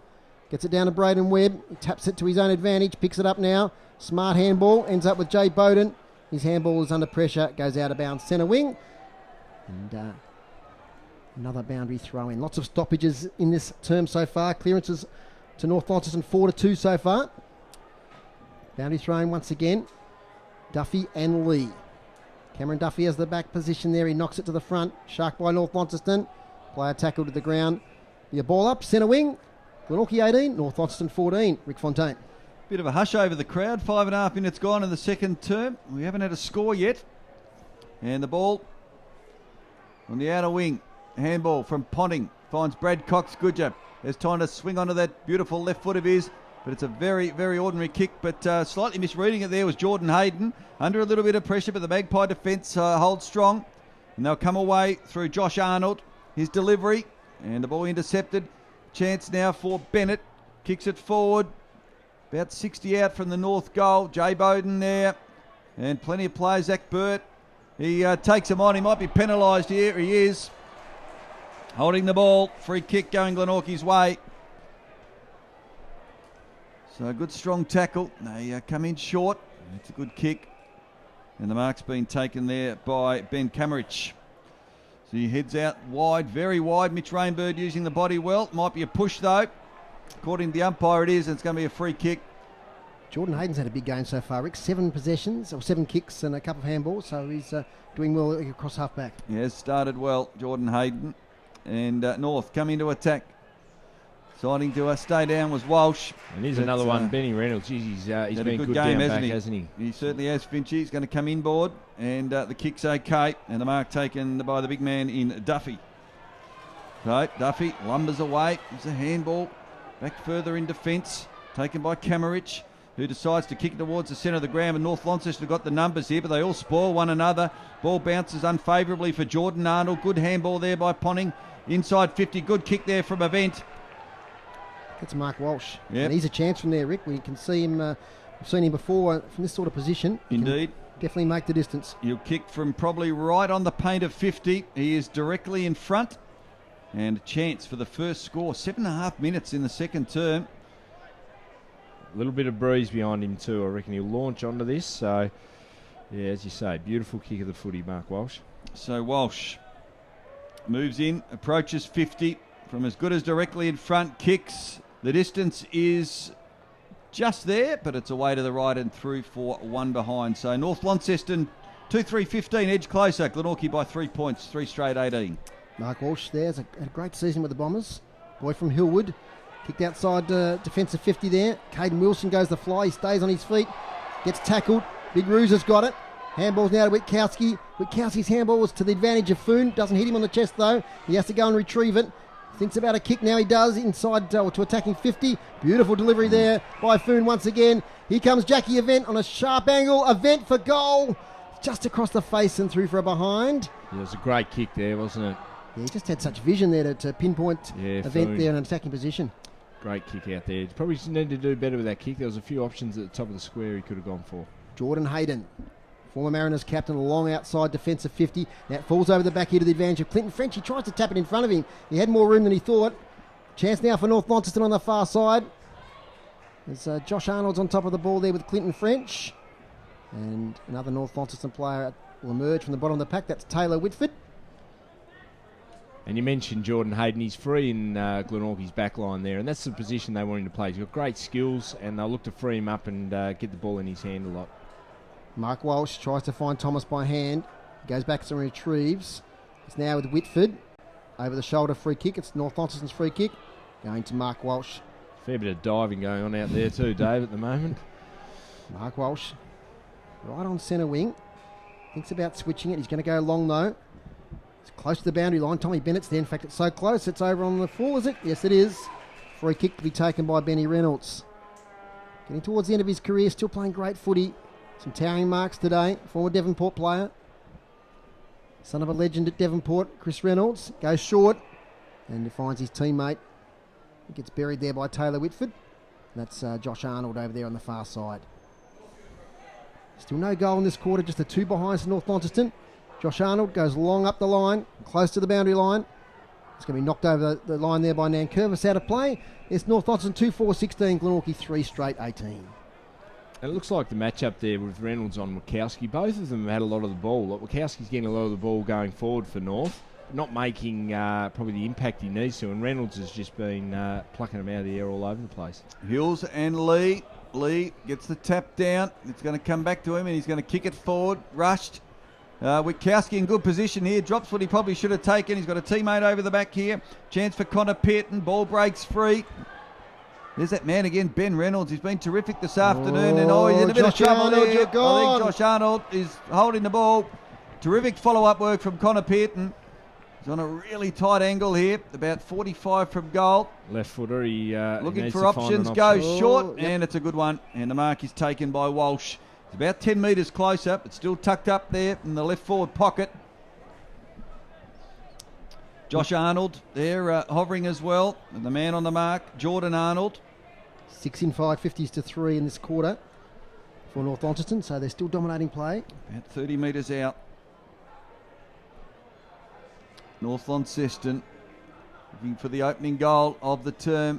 The kick is very good, but it is just drifted, so they're missing some opportunities here. It was a difficult shot, admittedly, but the margin now is just solitary behind. It's Glenorchy 3 straight, North Launceston 2-5. We've just played 11 and a half minutes in the second term of the 2016 TSL Grand Final. Great to have your company. You're watching here on, we've got around 500 people watching the live stream at the moment, which is fantastic, on via the Tasmanian State League website or City Park 103.7 FM. Great to have your company this afternoon. And I just noticed Carlton coach Brendan Bolton's just taken a seat down in front of us to check out the game. So there you go. We see him here. Of course, former North Launceston star. So Matty Armstrong, notice, right in front of us here. Or Fitzroy, North Melbourne Star as well. Anthony Taylor, Launceston Star. No, we're going. No, we'll just Launceston keep it with those two, won't we? Finchie, well done. Adam Sanders is down there, state coach. Yeah. He's probably a big name. Probably Ant Taylor's the odd one out. Yes. No, he's a premiership coach at Launceston. Alex Lee doing plenty of ruck work. Bit of a block there, though, and it's going to go the way of Lee, I think. It is. He's got Walsh Gets here. a quick handball off to Walsh, who's got time to bang it towards full forward. 1-on-1 contest here at the top of the square. Good defensive punch. And I think it was that man Reynolds again, and it's through for a behind. No, it was Tom Cleary actually who got that through. So scores level. North Launceston doing it all in behinds at the moment. Glenorchy haven't scored in almost 13 minutes. Kick out from fullback from Jordan Hayden. Goes to the far side here looking for Reynolds up against Bennett. Almost takes it one-handed as Reynolds. He's fighting for the ball with Bennett. No one's going to emerge just yet. And I think the umpire will come and ball this one up. Yes, he will. So leading most of the stats, the team stats so far in this second quarter, North Launceston. Hit-outs 10-7, clearances 7-2, inside 50s 7-3. So had the most of this quarter and they've drawn level on the scoreboard. 2-6, 18 to 3 straight 18. Matthew Joseph's got it. He loses possession. Chance here for Josh Arnold. He's tackled by Connor Pearton. He gets the slung kick away. Nice mark over there by Jay Foon. He took that magnificent mark in last year's grand final. Who could ever forget? Down on the southern end of Blunston Arena. Here's Jay Foon now. Inside 50. Chance for the Bombers. It's knocked away there by Cleary. Falls to the advantage of Josh Ponting. He gets his kick away just in time to the top of the square. Burt rises high. Can't get it the second attempt. At front and square it's Bennett. We've got a free kick. So the snap for goal comes about. Glenorchy free kick. Glenorchy free kick, so the goal won't count. It did go through. And it'll be Tom Cleary to take the free kick. About 30 metres out from goal. He's defending. Again, North have had all the play and they seem to be getting it in there. They're just not converting, and this could come back and bite them later in the game. Goes short to Liam Smith. Short kick out. Tries to find a teammate there, and Daniel Joseph. He can't take the mark. He puts a great tackle on Lockie Young. Play on, says the umpire. Lockie Young tries to recover the ball. He's still in there fighting for it. Well done, Daniel Joseph. Great contest. That's what grand finals are all about. He was lucky there, Very Dave. lucky. So I think you got away with one there, North. 70 metres out from their goal. Quick throw up there. Lee beats Hills on this occasion. Falls to Pearce. He had it spent before he did anything with it. It's out of bounds. He wrestles the ball over the boundary line. Yeah, giving Ruza plenty of recovery on the bench. So he's they probably obviously know that he can't run out a full game. And Alex Lee's doing a great job in there at the moment against Mitch Hills. So winning all the hit out, most of the hit-outs and the clearances, North Launceston. This time it's Hills who gets it down towards Daniel Joseph, who can't take clear position. Over the boundary line. No goals so far, Finchy, but through 15 minutes of this second quarter. It's still 3 goals to 2, but scores are now level. 2-6 to 3 straight. I think both teams, Glenorchy have definitely got a free man in their back line, and it's just clogged the game up a bit. Down to the front of the pack, Daniel Joseph working hard once again. Ponting's in there, so is Reece Mott. They dive on the ball. And a lot of stoppages this quarter. Yeah, it's a lot different to the first quarter, isn't it, Dave? Yep. Where we had that free-flowing sort of footy. Hills this time. Gets it down. Here's Lockie Young. Waltzing through the pack, but his kick is poor. Out of bounds on the full end of the crowd. And there'll be a free kick now to Jordan Arnold in the back pocket. Rick Fontaine. Well, Glenorchy just can't seem to get it past the centre at the moment, but for all their reward inside 50s, the scores are level, and as Brian Finch just said a few moments ago, they could come back to bite them as Braden Webb takes the mark inside defensive 50. Good kick there. Matthew Joseph takes the mark. Still inside his defensive 50. Brad Coxgood just stands the mark. Goes out wide, short. The mark taken by Reynolds. Overcommitting there on that occasion was Bennett. They're going to go forward here. He might have been legged. Play on. He's run a long way. Gets a handball over the top through Duffy. Duffy will kick it towards half forward for Glenorchy. Use of the body. There we've got Big Ruza, and the ball's going to go over the line and out of bounds for a throw in. 55 around from the goal.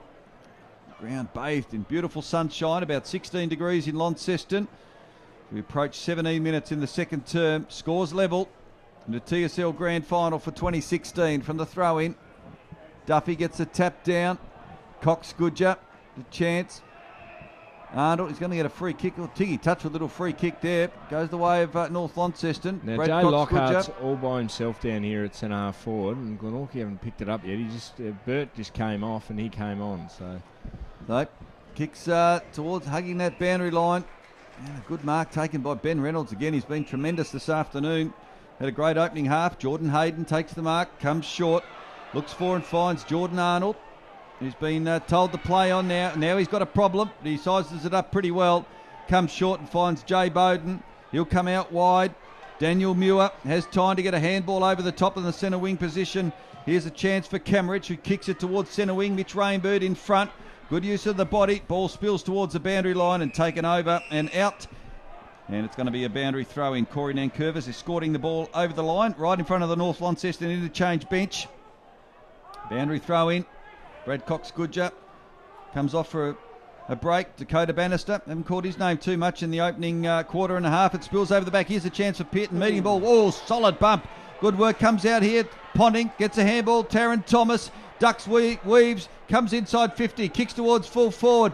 Can someone take a mark for North? They can't. Witkowski appealing for a free kick. Spills over the back. Chance for Cleary. Gets a dribbling kick. They got the numbers though. Bannister, the left foot, kicks towards full forward. Witkowski's down there, but there he is again. Terrific work in defence. And the mark taken by Reynolds has been outstanding. And Rick, they just can't keep bombing it in like that, because Reynolds is going to do that all day if they just bang it in there on the boot. Bad bounce there for Dilger, but follows it up well with a good tackle. Whitford kicks towards full forward, but it's offline and it's out of bounds. Mark Walsh couldn't keep it in play, about 10 metres around from the North Launceston goal. 19 minutes gone almost in the second term. Scores level. Big crowd at Aurora Stadium. And the Windsock almost limp at the moment, so no advantage with the breeze. Duffy works his way to the front. Witkowski contesting there as well. Braden Webb fools Taryn Thomas. Comes in forward. Now he's got a problem. He should be pinged. He is. It's called a throw in the end. Jake Pearce. So good pressure there from the Bombers. Well, Taryn Thomas. Taryn Thomas. So Thomas right on 50. He's going to kick it right up towards the teeth of goal. It swings out though. And the Breeze takes it out of bounds on the full. Free kick, Glenorchy. Free kick to Glenorchy, and strange quarter we've had. Another wasteful kick inside 50 there by Taryn Thomas. He, what he was thinking to do with that footy, it was just, and that's the way North have been playing. They're just sort of just kicking into the forward line and hoping a little bit. Short kick comes out. It's a risky one, but it's taken on the chest there by Clinton French, about a millimetre above the ground. Clinton French just steadies things down. Inside 50s, 13 North Launceston to 3 in this quarter. And scores are level. So the ball comes out towards James Webb, who can't take the mark and spills out of bounds. And one guy we haven't mentioned much today is Bannister. He hasn't had much of the footy, and I'm just looking at him now, and he's limping out there. He's got a right knee's heavily bandaged. He just seems to be limping around. So just watch that, and we might ask Warney down the bench later, see what's happening. Ruza gets down to Whitford, but it's sharked there by Foon. Around his body, inside 50, Witkowski wrestling with Reynolds. Falls to the back. Chance here for Lockie Young. Gets rid of the ball quickly. Player tackle to the ground there in the forward pocket. There's been a lot of tackles this quarter. Looking at David Gruber's stats here. Glenorchy have laid 18 tackles in this quarter. North Launceston's 14. So it just shows the pressure on the ball carrier, Finchy. Yeah, it is. And we're 20 minutes into the second quarter, and we've had 4 points kicked. So it's one of those games. Not much happening, but the next goal's pretty important, I'd say. Certainly is, with the momentum going into half-time. Snap out of the pack here by Ponting. It's a goal to North Launceston. Opportunist goal to Josh Ponting out of not much at all. He sharked the ball nicely, swung round on the right boot and put it through for North Launceston's third goal. They now lead by 6 points, 3-6-24. Glenorchy 3 straight 18. Yeah, that was just a hard-fought goal, wasn't it, Dave? And he just banged on the boot, Ponting, and got it through. And that's what you need. They needed that. They needed to break the shackles of having so much of the footy and not being able to convert. And I was hoping that he'd kick a goal today because he loves the celebration, Ponce. So he certainly does. And you give that, but they all got around him too quick. He couldn't really run and celebrate like he usually does. He's kicked some crucial goals in his time for North Launceston, including one against Clarence a couple of years ago, which put the Bombers into the grand final. They ended up beating the Western Storm back in 2014. Rick Fontaine. The Glenorchy defence under immense pressure in this second term. It's a bit of a skew whiff bounce, but told to play on. Whitford tried to run onto the ball there. James Webb over the ball. Trying to push it forward. Jay Bowden in there as well, but it's not going to come out, and we're going to have a ball up Into time on, approaching 22 minutes in the second term. North out by a goal, 3-6 to 3 straight. Glenorchy haven't scored in the second term. And again, North Launceston's forward line's just completely changed again. I'll go through some names in a second. Good work from Duffy. Got over the top of Roosendahl on that occasion. But again, plenty of players around the ball. Hayden there for Glenorchy. They've got so many options, North, and that's the thing. They've got Cox Goodyear down there now, Event. They've got Young down there pushing in. Connor Pearton's gone down there. So they're just throwing all these different names down in their forward line. North look to move forward again. Jackie Event's got it now. He's just got away from Jay Bowden on that occasion. Kicks to full forward. One grab, not the second there for Brad Cox-Goodger. Ball spills free. Glenorchy have got numbers in defensive 50, but they're under pressure. Witkowski. Reynolds, though, cool as a cucumber. A little bit of a slip, and the mark has been taken by Ben Reynolds. It comes out wide now, and Glenorchy will look to build. They need to try and get a bit of momentum before half-time. Liam Smith takes the mark. Not a lot of options. Mitch Hill's calling for it. He's going to go over the top. Good work there from Ponting on the mark. Use of the body. It spills Tyler Bowden. Good work from, beautiful work from Taron Thomas. Hugs the boundary. Good kick, but great defensive work and a good punch from Liam Smith. The ball goes out of bounds. Half time in the Southern Old Scholars. It's Uni 8-10-58, leading Richmond 3-7-25. Goal the difference. 23 minutes gone to the TSL Grand Final. North Launceston leading by 1 goal, 3-6 to 3 straight. Jay Bowden being well held in this second quarter. Jack Event's gone on to him. Ball falls to Josh Arnold, can't break free. Chance now for Jay Bowden. He gets the ball, swings onto his right boot, kicks it towards half forward. Players go up, no one there. Room at the fall of the ball. Ball picked up by Jay Foon. He'll go across the face of goal. And they could be on here through Heppel. Look out, he's going to be tackled. He gets away and kicks it inside 50. North, Cox-Goodger, a little bit of a nudge. That's okay, says the umpire. Jay Bowden evades one and does it very well and kicks it into the centre of the ground. Mitch Rainberg can go over the top though. Decides to go wide, kick it towards the centre wing. Ben Reynolds takes the mark. They've got players on here. Chance for Hayden. Here's the best opportunity of the quarter for Glenorchy as it goes towards full forward. The kick in. Up there, Bowden can't get it, tapped off over the shoulder in the goal square. Glenorchy with numbers, North as well. Might be a high tackle. It's going to go North Launceston's way. Jay Lockhart. Relieving free kick to Jay Lockhart. It's a good move, a great opportunity for Glenorchy. They had plenty of free players moving forward. Taylor Whitford's there. Thumped out over the back there by Josh Arnold towards the boundary line. Whitford grabs it, tackled straight away. He's got to get rid of it. He might have a problem, Taylor Whitford, holding the ball. Terrific work from Josh Arnold. Jay Bowden gets rid of Taylor Whitford. Right in front of the Glenorchy interchange bench. Good decision from the umpire. He'll go short. Loose player. Mark taken for the Magpies by Dilger. He can go short as well. And North just lost some of their players here for a moment. Inside 50. Good kick. One grab, not the second. Ball spills. Could be in the back. No, the umpire had the whistle there and now he's paid holding the ball. Clinton French, bit stiff there. Well, the Glenorchy supporters don't like that one. He did duck. He ducked and tried to milk the free kick, and I suppose they've got to be hot on that, and got him wrapped up. Jay Foon with the resultant free kick. Probably goes a bit shorter than what he wanted, but it falls in the hand of Event off fingers. Kick by Lee off one step. Further up the wing. Here's Cox-Goodger. Knocks it away from his opponent, Daniel Joseph. Chance for Cox-Goodger right on the half-time siren here at Aurora Stadium in this very, very tight TSL Grand Final. Only 1 goal kicked in the second quarter to North Launceston. In fact, Rico, there was 1 goal for to North Launceston that quarter. Yeah, Glenorchy didn't score. Did not score in the second quarter of the Grand Final, so it's North Launceston 3-6-24 leading Glenorchy 3 straight 18. Goal kickers, Rick. Yep, pretty easy. 3 goals for North Launceston to Ponting, Burt and Witkowski. And for Glenorchy, as I said, they didn't score in that second term. Tyler Bowden with 1, French and Jay Bowden with the other goal. Okay, Finchy, we'll have some quick thoughts from you before we'll have a longer analysis after some messages from City Park Radio. Yeah, look, I think Glenorchy would be going in, and I don't think Cornelius would be happy with that quarter. Obviously, they only had 5 inside 50s to 16, so they weren't getting their hands on the footy, but they were able to stop North from kicking probably 5 or 6 goals that they deserved.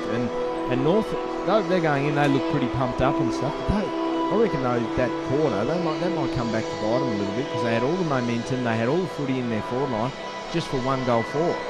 Glenorchy, as I said, inside 50s 5 times, but they look a little bit more dangerous. If they can start getting the ball into the hands of the better players. Jay Bowden's getting a lot of his possessions down back. If they can get getting free and swinging forward, they can make it a bit more dangerous. So, as we said, it was going to be tight, it wasn't going to be high scoring, and we're pretty spot on there at home. David Griffin just gave you a stat. There's only been 6 marks inside attacking 50 today for the whole game so far. From both sides, Yep. and that doesn't surprise me, because a lot of the inside 50s, as we've said, have been very rushed, and they're just banging it in there, as I said about North during that quarter. They just seem to be kicking in there and hoping. And both teams are getting numbers back, so they're able to cut it off easily. And Ben Reynolds has been Glenorchy's best by a fair way, with his ability to get back there and take mark after mark. North Launceston obviously hadn't had to do it as much, because the ball hasn't been going into 50 as much that quarter. But just a tight tussle through the midfield. North getting the points there. I think they've won. The hit-outs there. They're ahead 11-5 in clearances. They've 16-13 hit-outs that quarter. So tackles are pretty even, but. It's a tight tussle. I just think North, they'll regret that quarter. Maybe coming to the end of the game. Ryan Finch for City Park Radio Sport. We've got the Navy Band happening over there on the far side of the ground, pumping out some tunes. The half-time score is North Launceston 3-6-24, Glenorchy 3 straight 18. We'll be back in just a moment here at the Royal Stadium.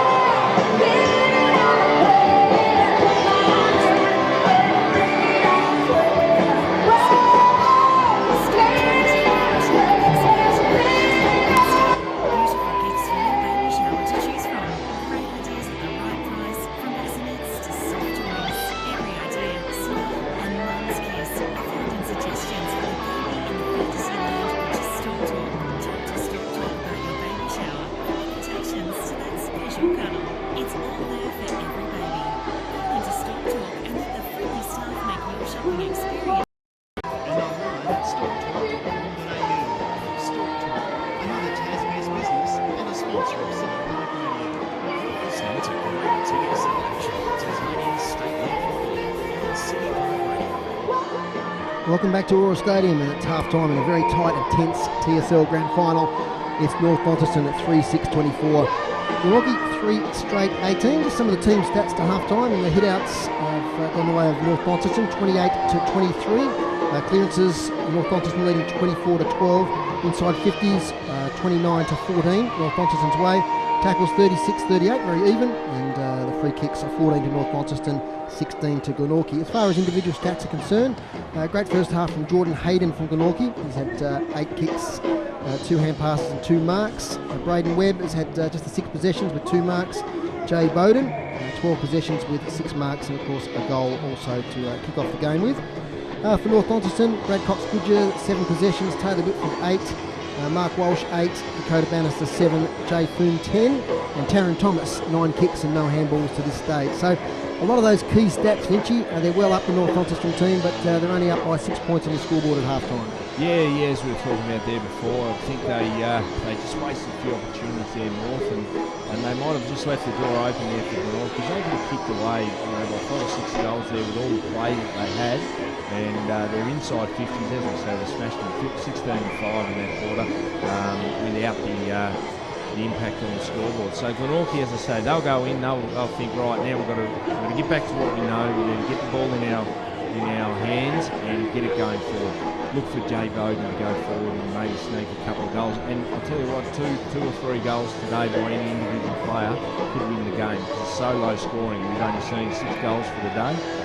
So if they could, either team get one of those players, like a Bowden goes forward, or Cox Goodyear can go forward for North and just get one or two, it can make a massive difference. So I'm very excited about the second quarter and the second half, after a pretty quiet second quarter. We're saying, Fitchy, about that tactic of bombing the ball to the top of the square. Witkowski went out there with Reynolds, and it's just not working for them, is it? No, it doesn't work when you've got a bloke like Reynolds down there who's just going to plug it. He's such a good mark. He's just going to plug it, reads the play.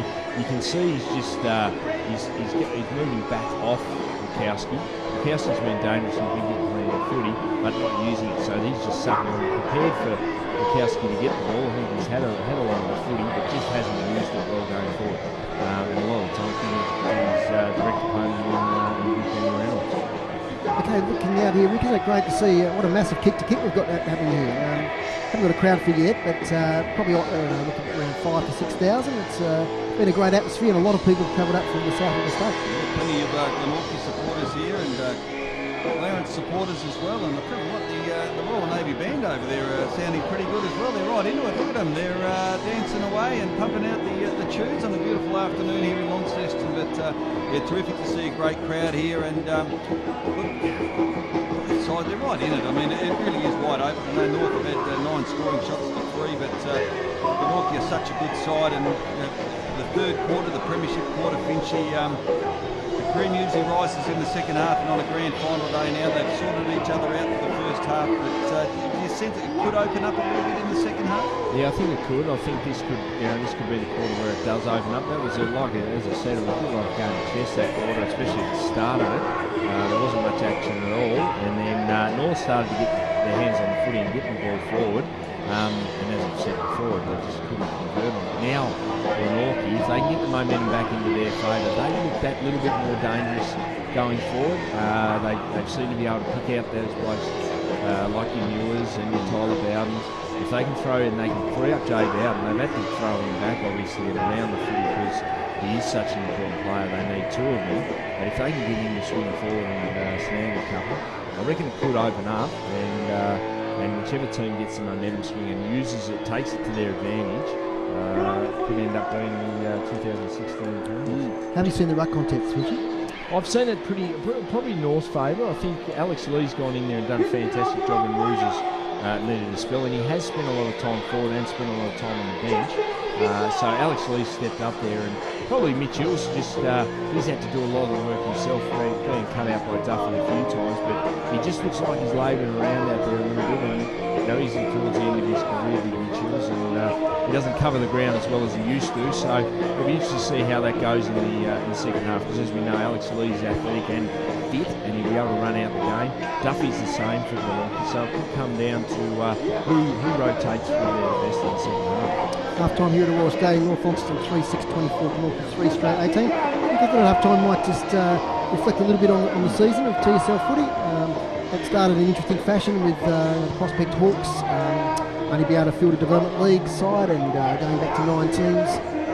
But by and large, it's been a successful season. The Tigers started well, but they faded a little bit. But there's been a lot of fantastic contests throughout the season, hasn't it? Oh, I agree, and it's great to see development coming from some of the clubs that have struggled in the recent couple of years. Hobart City, for one, I thought had a terrific second half of the season, and Lauderdale have shown signs. Devonport, I think, have gone upwards as well, which is good. So I think some of these sides that have struggled for a few years now, like as I said, Hobart City, Lauderdale, Devonport, Clarence showed some signs late in the season as well. I think it's good signs for 2017. I think the standard of football's gone up again this year, and I think there's a great future. We've got a bit of certainty now. I think the new hierarchy, Rob Old and Carl Saunders, I think have been received very favourably. And I think the forum last week that was held here in Launceston, some very good feedback on that. And it's great to see there's a real open door policy, and the hierarchy are listening. And I think there's some really good signs for football, not only in the TSL, but football in general in Tasmania. The development, I think, of the Women's League in particular has been something that I think has been terrific as well, and great to see them showcasing their talent out here earlier today. And Fitchy, I think the new hierarchy at AFL Tasmania are really looking to try and stop that drain away from TSL footy. Perhaps, especially the blokes that are still in their prime, 24, 25 years of age. I suppose it's fair enough if their career's coming towards an end in their early 30s, but you tend to sometimes lose some of those guys just in that prime of their career, moving away from TSL footy. And it's always going to be a tough one. How do they stop that? I think they're right in what they've identified, that they need to stop it. How do they do it? They've talked about salary caps at country clubs and things like that. They're coming into that point system. I know that could work. That'll work for the clubs. But I think the fact that they're trying to stop clubs paying, your country clubs paying players to go back and play will be a tough one to monitor. Obviously, going on the table as usually happens. But look, I think that is the important thing, and they need to try and encourage these 24, 25-year-olds to play at state level. But back in the 90s and 80s, everyone wanted to play at the top level. She's probably been that last 10 years, 10, 15 years, where blokes have just been, probably been drawn out of the competition. Just, I suppose, that uncertainty that we went through the early noughties and into up until 2009 when the state league started up again. And I think there's been a big improvement in the state league. It's just always going to be a battle for clubs to keep those players interested when they've got to travel. The training's gone up. They're training 3 to 4 times a week. The commitment's there without maybe the financial reward that they can get from the mainland if they go, or from country clubs. We all know the pressures that come with having a girlfriend sometimes, and you're always at the footy club, so they want to see some money coming in the door as well. Now, Rick, you're obviously heavily involved with the media. From a media point of view, there seems to be a commitment from Rob Auld and Carl Saunders to boost the profile of the league within Tasmania. Undoubtedly, Dave. As I said earlier, I think that the positivity around the place is definitely lifted, and I think the involvement of the media across the board, we've seen terrific publicity.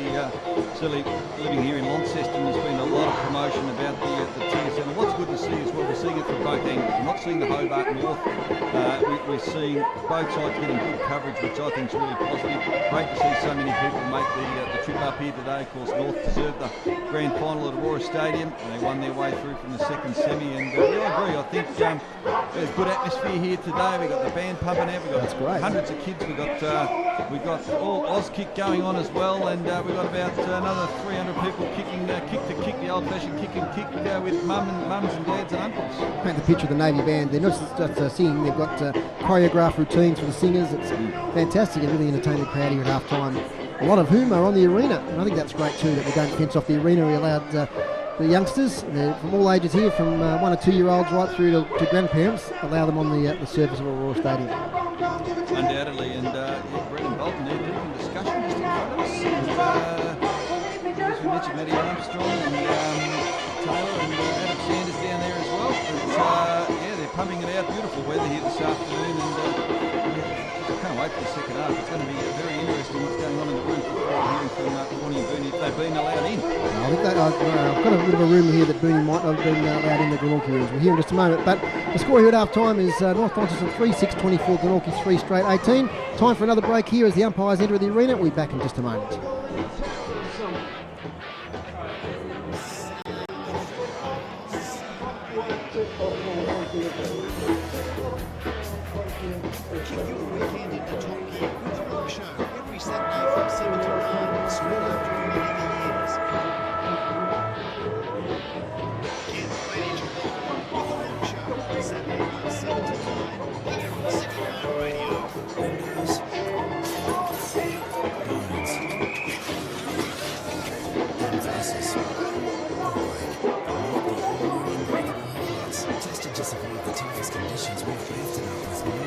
Suspension, increased under-body protection, and 3.5-ton tires with selected models. All wrapped up in a stunning new design that'll never break a few hearts.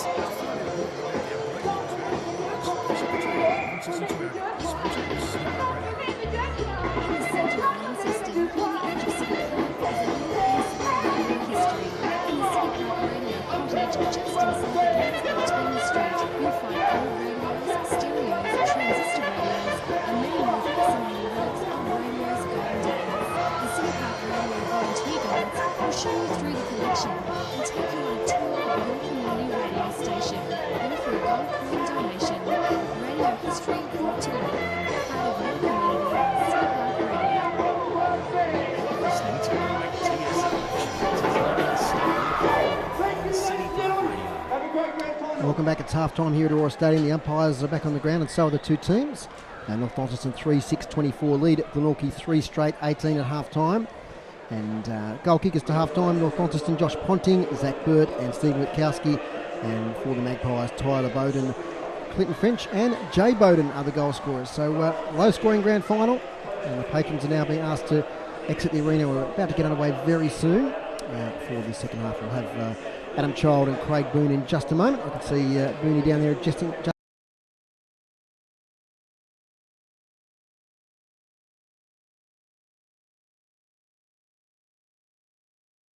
Who's going to set up the game going to that last quarter, or is it going to be another tight tussle? Well, I think both teams need to break it open here. I think they'll both come out and say, right, let's attack this game now. Okay, we've got the first half behind us. We're only either, well, Glenorchy would say they're down by a goal. North would say they're up by a goal. Right, let's take it to the next level. I think Glenorchy, I just think they're going to come out this quarter. If they can get their hands up, if they can turn the clearances around, if they can turn them, if Hillsy can start jumping over Ruza and we can get it and they can get it into their hands first, they just look that little bit more polished going forward. Okay, we've got our boundary riders down on the fence line of Aurora Stadium. And first of all, we're going to hear from Adam Child. What's happening down there, Warnie? Yeah, go there, guys. I was allowed into the North Launceston rooms, which was great to see and go through the half-time, speak from Zane, which is probably as much as I've ever seen him speak in a half-time address. So it was, quite interesting. His main things were probably going over a lot of stuff that certainly have heard, checking them out at each quarter break during the year when we've been covering this on City Park Radio. But probably a new thing, and I guess that is definitely where they're at, is their instructional voice, and that's it. And there's a lot, you can see Zane's teaching ability come out when he's talking about that sort of thing, and really demonstrating some really good examples there of how they need to be looking after each other. And one of their big mottos, or one of their things they go through, is making their mates' life easier. So talking about, in 2 hours' time, you don't want to have those what ifs, those sorts of things. So, really, really interesting. The boys were very up and about. Obviously, quite a low-scoring first half, and they had their opportunities to do a little bit more, but they're not changing things up too much by the sounds of it. It's all looking like it's all about their confidence and to keep sticking with their structures that have got them here in the first place. And Booney didn't have too much luck going into the Glenorchy room. No, unfortunately, signed up their players and officials only, and someone on the door and kicking people out. So, unfortunately, didn't get in there, but we'll make sure we get some info for you at 3/4 time. And both sides are out on the ground, and it looks ready to go for the second half here. The ground conditions beautiful, and the breezes probably dropped it a little bit, so ready to go for the second half. Thanks, Warnie, and great job down there as usual. And obviously, Aaron Cornelius wasn't keen, and too many other people being in the rooms at half time. I think we had that last time they were up here too, I think. So anyway, fair enough. It's grand final. It is sort of fair enough. I think a lot of clubs these days, they don't want to. I mean, Zane's very, very good with his leading people in, and he's open with it all. Obviously, we've seen during the week Cornelius has been pretty poor in what he's wanted to say. I see here too, we've got Ruza started forward again, so Alex Lee, they've put the faith in him to get North's first hands on the footy. City Park Radio 103.7, the TSL live stream. Here's Rick Fontaine. Mitch Hills gets the first tap down. Premiership quarter, 2016 TSL Grand Final. Mitch Hills bangs it inside 50. Can someone take a grab? It's a real high rainmaker. We hope we don't get it. And it's going to come forward through Jay Fern. Kicks it to the centre of the ground. A good mark by the skipper, Taylor Whitford. Whitford goes out wide, switches play. And the mark taken by Jack Event. Did a good job on Jay Bowden in the second quarter. Chance for Lockhart, kicks it inside the forward 50. Roosendahl there, might have been held. Play on Taron Thomas. Had a great first quarter in particular. Gets a dribbly kick, looking for Roosendahl, couldn't get it. Braden Webb should get a handball to Dilger, decides to go longer and kicks it towards centre wing. But they got the numbers there, all mark drop. Chance here, the ball spills. Camridge is there as well. Tackled straight away. Good work there by Lee, and we're going to get a ball up. So, opening minute, no change to the score. Glenorchy haven't scored since the opening term. North Launceston 1-4 in that second quarter. They lead by a goal. Tap down by Hills. Ball's not going to come free again, just like the opening half. Very tight and tough in close. Field umpire's going to have to do it again. Then he plays inside the North Launceston forward 50. Hills gets a tap down. Ball breaks free. Handball's going to come over the top. Lockhart. Scrappy looking kick. Mitch Rainbird a chance. Gets a handball to Braden Webb. Bursting free now. Here's a chance for Glenorchy to come forward. Jay Bowden in direction. He's in front. Couldn't quite get the mark. Good second tap there. Chance for Clinton French. Gets a beautiful handball running in towards the open goal. And it's just offline and through for a behind. On that occasion off the boot of James Webb. So Glenorchy, their first scores since a very long time ago. 3-1. North Launceston 9-6. Dave Moore. Yeah, the first score since the 27-minute mark of the first quarter, right on the siren when Tyler Bowden put through a goal. It was their third goal. 3-1-19, trailing North Launceston 3-6-24. On the half forward flank now for Glenorchy as Mitch Hills takes a strong mark. He directs the players inside 50, goes long. Oh, chance there at the front, not taken, comes out the back. Here's Daniel Muir, waltzes into an open goal. Daniel Muir puts the Magpies in front, 4-1-25, North Launceston 3-6-24. Opportunist goal there, the ball spilled out of the back, and Daniel Muir, right place, right time. Finchy made no mistake. Yeah, North will be disappointed. I don't know who was on him next. He's just coming off to the bench, so I'm not sure who was lining off him, but they just left him all alone at the back of the pack, which you can't do. Look, they've looked dangerous. They should have kicked that goal before, and now they've gone inside 50 again and gone bang and kicked the goal. So this is the danger for North Launceston, that Glenorchy will score easily, and then North will be ruining their missed opportunities in that second quarter. Strong mark for Mitchell Hills out there on the half-forward flank. Set that play up for Glenorchy. He's going to come into the game in the second half. It's now with Mitch Rainbird. He's tackled by Ponting. Gets the ball free. Ball says the crowd. Here's a chance for North. Mark Walsh gets it laterally to Whitford. Kick inside 50. Big Ruza Lumbers after. He's beaten to it though by Cleary. And Tom Cleary takes the mark on his chest. He gets rid of it quickly over here looking for Braden Webb. He takes a strong mark under pressure from Brad Cox-Goodger.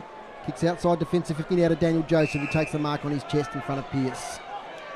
Daniel Joseph on the left foot. Up the wing. Nice kick. James Webb really takes the mark. Yes, he does. He's paid it. Had some early involvements in this second half with James Webb. Left foot. Kick nicely placed. Mark taken. Looking here by Camerick.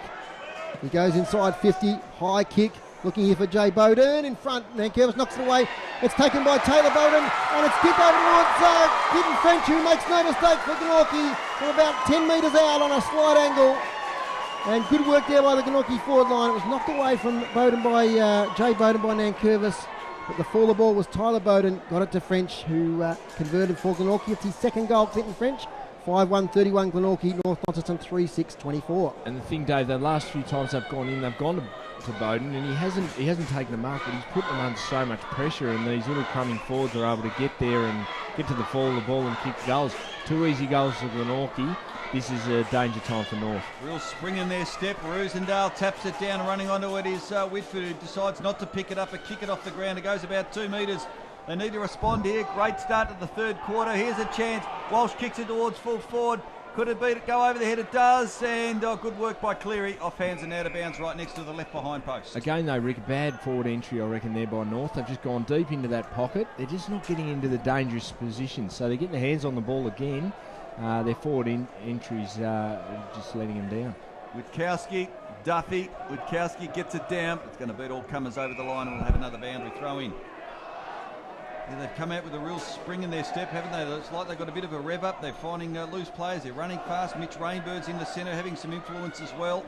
And it looks like Jay Bowden will spend a bit more time forward, so they'd be happy with that forward. too. Pierce, strong tackle by Bennett. All dropped it. It could have been Fink for holding the ball. Play on. The ball goes towards the boundary line, and it's paid as deliberate. Well, you can probably hear in the effects, Mike, that Glenorchy supporters don't like it. Well, I think he dropped it first, and he was lucky to get off that, and he got pinged for the deliberate. Tailor-made for Brad Cox-Goodger. He loves these opportunities, and you watch him get on his bike. If he kicks this, it's going to favour the left footer, and he's just as likely to kick this. He's an enigmatic player, can do the brilliant stuff. Is he going to swing around? He does now, on the left. Kicks for goal. Have a look at that. Just hits the post at the dying second. It looked for all money it was going through. So another behind. And the margin is 6 points in favour of Glenorchy. 5-1 to 3-7. 10 scoring shots to 6. It's Glenorchy leading by one straight goal. The kick in from defence is a good one. And this Reynolds, geez, played well. Probably almost their best player this afternoon. Ben Reynolds been a rock of Gibraltar in defence. Handball over the top. Reece Mott a little quiet. Comes forward. Good kick. Finds his teammate in Duffy. Goes forward of the wing. Very assured in their decision making at the moment, Glenorchy. Big Hillsy's gone forward too. No, Duffy goes long in the direction of Hills, over the back it spills. North should clean up. It's a funny looking kick, but it's going to come off. On the mark, dropped by Ponding's, got time to swing on. Get past Rainbird, kicks it towards the boundary line. How will it bounce? Out of bounds. Zach Burt, content to see that ball go over the line. He had to get it out then because they had Cleary waiting there. If he got it over the top, they were out Glenorchy then. So good work there by Berta. Boundary throw in, right in front of the main RACT grandstand. Hills works his way over the back. Duffy on that occasion. It'll come inside. Dilger could run onto it. It doesn't. Falls free. Taron Thomas gets on the right foot. Nice kick towards the centre wing position. Great spoil there on that occasion. It was Jordan Arnold.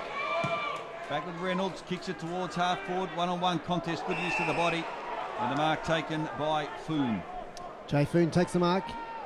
Right on the paint of defensive 50. He goes inside defensive 50 now. Takes the bounce. He has Heppel in his defensive goal square and just takes the mark. It's almost an own point there. Nearly crossed the line for a behind. Heppel now goes wide. Looking over here for Jock White, who's been quiet. Ball bounces at right angles out of bounds. Boundary throw in. It's still about 60 metres around from the Glenorchy goal. They've kicked 2-0 in this quarter. They lead 5-1-31 to North Launceston 3-7-25. Boundary throw in. Beautiful day here at Aurora Stadium. Good crowd. And this grand final still very much in the balance. Bit of a hush on the crowd at the moment. Up comes Duffy over the back of Roosendahl. Falls to the front. Taylor Whitford's got it. Short kick up the wing. Hayden Goss in front. Does well to get the ball to ground. All the crummers there though are Glenorchy. Matthew Joseph tackled. Might have been high. Play on, says the umpire. Reece Mott gets a handball away. Hayden Goss fighting for the ball for North Launceston. Important contest this one. And it's going to be a ball up, I'd say, slightly the attacking side of centre wing for Glenorchy. And Dave, they've got Dakota Bannister playing deep in North's forward line. I reckon that injury to his knee, where I noticed he was limping before, I reckon they've thought, okay, let's get you down there and see if we can get a mismatch and you can kick that 6 or 7 you kicked us just 2 hasn't weeks had that, ago. Yeah, just hasn't had that normal influence. No. Roosendahl gets it to Whitford, kicks off a step, up here towards Brad Cox. Goodyear, first grab, second grab, takes it. He wheels around and goes. Kicks deep inside 50. Contest now. Bannister's there, up against Butterworth. Reynolds drops the mark. Butterworth's in there to butter up. Here he comes, big Timmy Butterworth. He gets the handball away. Chance now for Mott. His short pass intercepted by big Rooser. Rooser gets it towards Pearton. Handball backwards towards Tom Loon, who's been quiet. On a left foot kick up towards attacking 50. Zach Burt tries to take it on his bootlaces. He does in the second attempt. He's tackled. Third attempt, gets a high tackle to Zach Burt. And he will take a free kick about 70 metres out from his goal. As they flood back, Glenorchy trying to fill in the space. Burt delivers well in towards the forward pocket. No one there for North Launceston. Taking it away once again is Butterworth. Long kick outside defensive 50, looking for Matthew Joseph, who takes a good mark on his chest, running away from the ball. Joseph short, could be intercepted. No, French doesn't take the mark. He gets up. Here's Taron Thomas now, getting the spillage. Over towards Loon to Goss. Goss, short little kick inside 50 to Witkowski, probably too far out to score. The man on the mark's right on the paint of 50. He beckons players to come towards him, does Witkowski. Now he's saying I'm going long. Witkowski puts it at the top of the square. It's 3 against 1. Glenorchy player knocks it away, and Duffy, but only as far as Goss. He gets it. No, he doesn't. He spills it on the second attempt. Out of defence now through Matthew Joseph at Glenorchy. Check side kick, marked by Whitford. Turnover. They come inside 50 again. That's a poor kick. Reece Mott there for Glenorchy.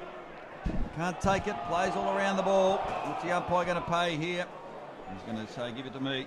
Rick, I don't think you'd see worse footy in the last 2 minutes than we've just had. They're just they're panicking a little bit both sides at the moment, so they just need to settle now and start getting the skills on. Ball up, Roosendahl gets a tap down. Shark opportunity, Bannister takes an eternity to get rid of it.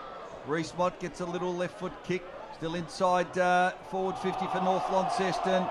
Strong tackle. You're going to get a ball up. Just get you to keep your eyes on Jay Lockhart's been holding his face a little bit the last couple of minutes in the centre square, and just might have a little bit of a problem either with his nose or jaw. Ball up, and it's going to go out of bounds. He's pretty tough, Joe Lockhart. I reckon he'll be okay. About 40 from goals. Very slow to get to his feet and holding his face.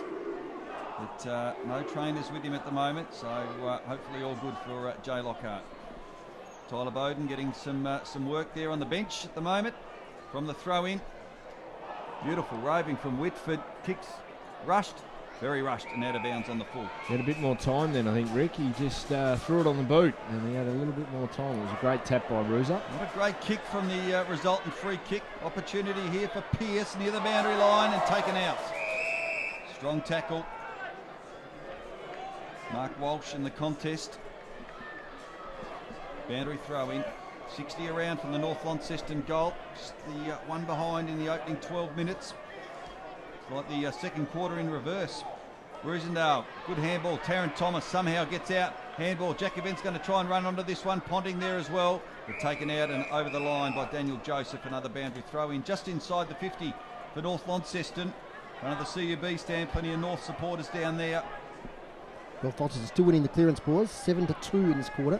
North Launceston balloons being waved by some young fans in the crowd. Great to see. Plenty of colour, plenty of atmosphere between these two very strong, proud, traditional Tasmanian football clubs. It's a tight one at Aurora Stadium. Hope you're enjoying your coverage on the live stream this afternoon through City Park Radio FM 103.7. Great to have your company wherever you may be listening or watching right around the world this afternoon. Great to have you here in Launceston. Big day for Tasmanian football. And it's a free kick. It's a high tackle. And it's going to go North Launceston's way to Walsh. So Mark Walsh just a little bit too far out to score. Probably going to kick from about 55. He's lining up as though he's having a shot. So he does fancy himself. He's a very good kick. He comes in now from about 55. It's straight. Has it got the legs? Not quite, has it? I might just be touched on the line. Taron Thomas is there and kicks a goal. Glenorchy one touched. And the field umpire comes in, says it's up to you, goal umpire, and he signals a goal. Taron Thomas, beautiful work. A little bit of dodging, and he kicks his first of the afternoon and scores a level. At the 14-minute mark of the third term, North Launceston 4-7, Glenorchy 5-1. Taron Thomas, his first goal of the afternoon. Yeah, how good was that, Rick? I mean, I was just about to talk about him before, about how his ability to actually not get tackled or get his hands free when he is getting tackled. You just saw out here on the wing he was involved, and he was able to just get his hands free when he had broke about 3 tackles and got his hands free. I didn't get to mention anything then, but then he's gone down to the forward. Next minute he's in the forward pocket and he's whacked it on the boot, and yeah, great goal.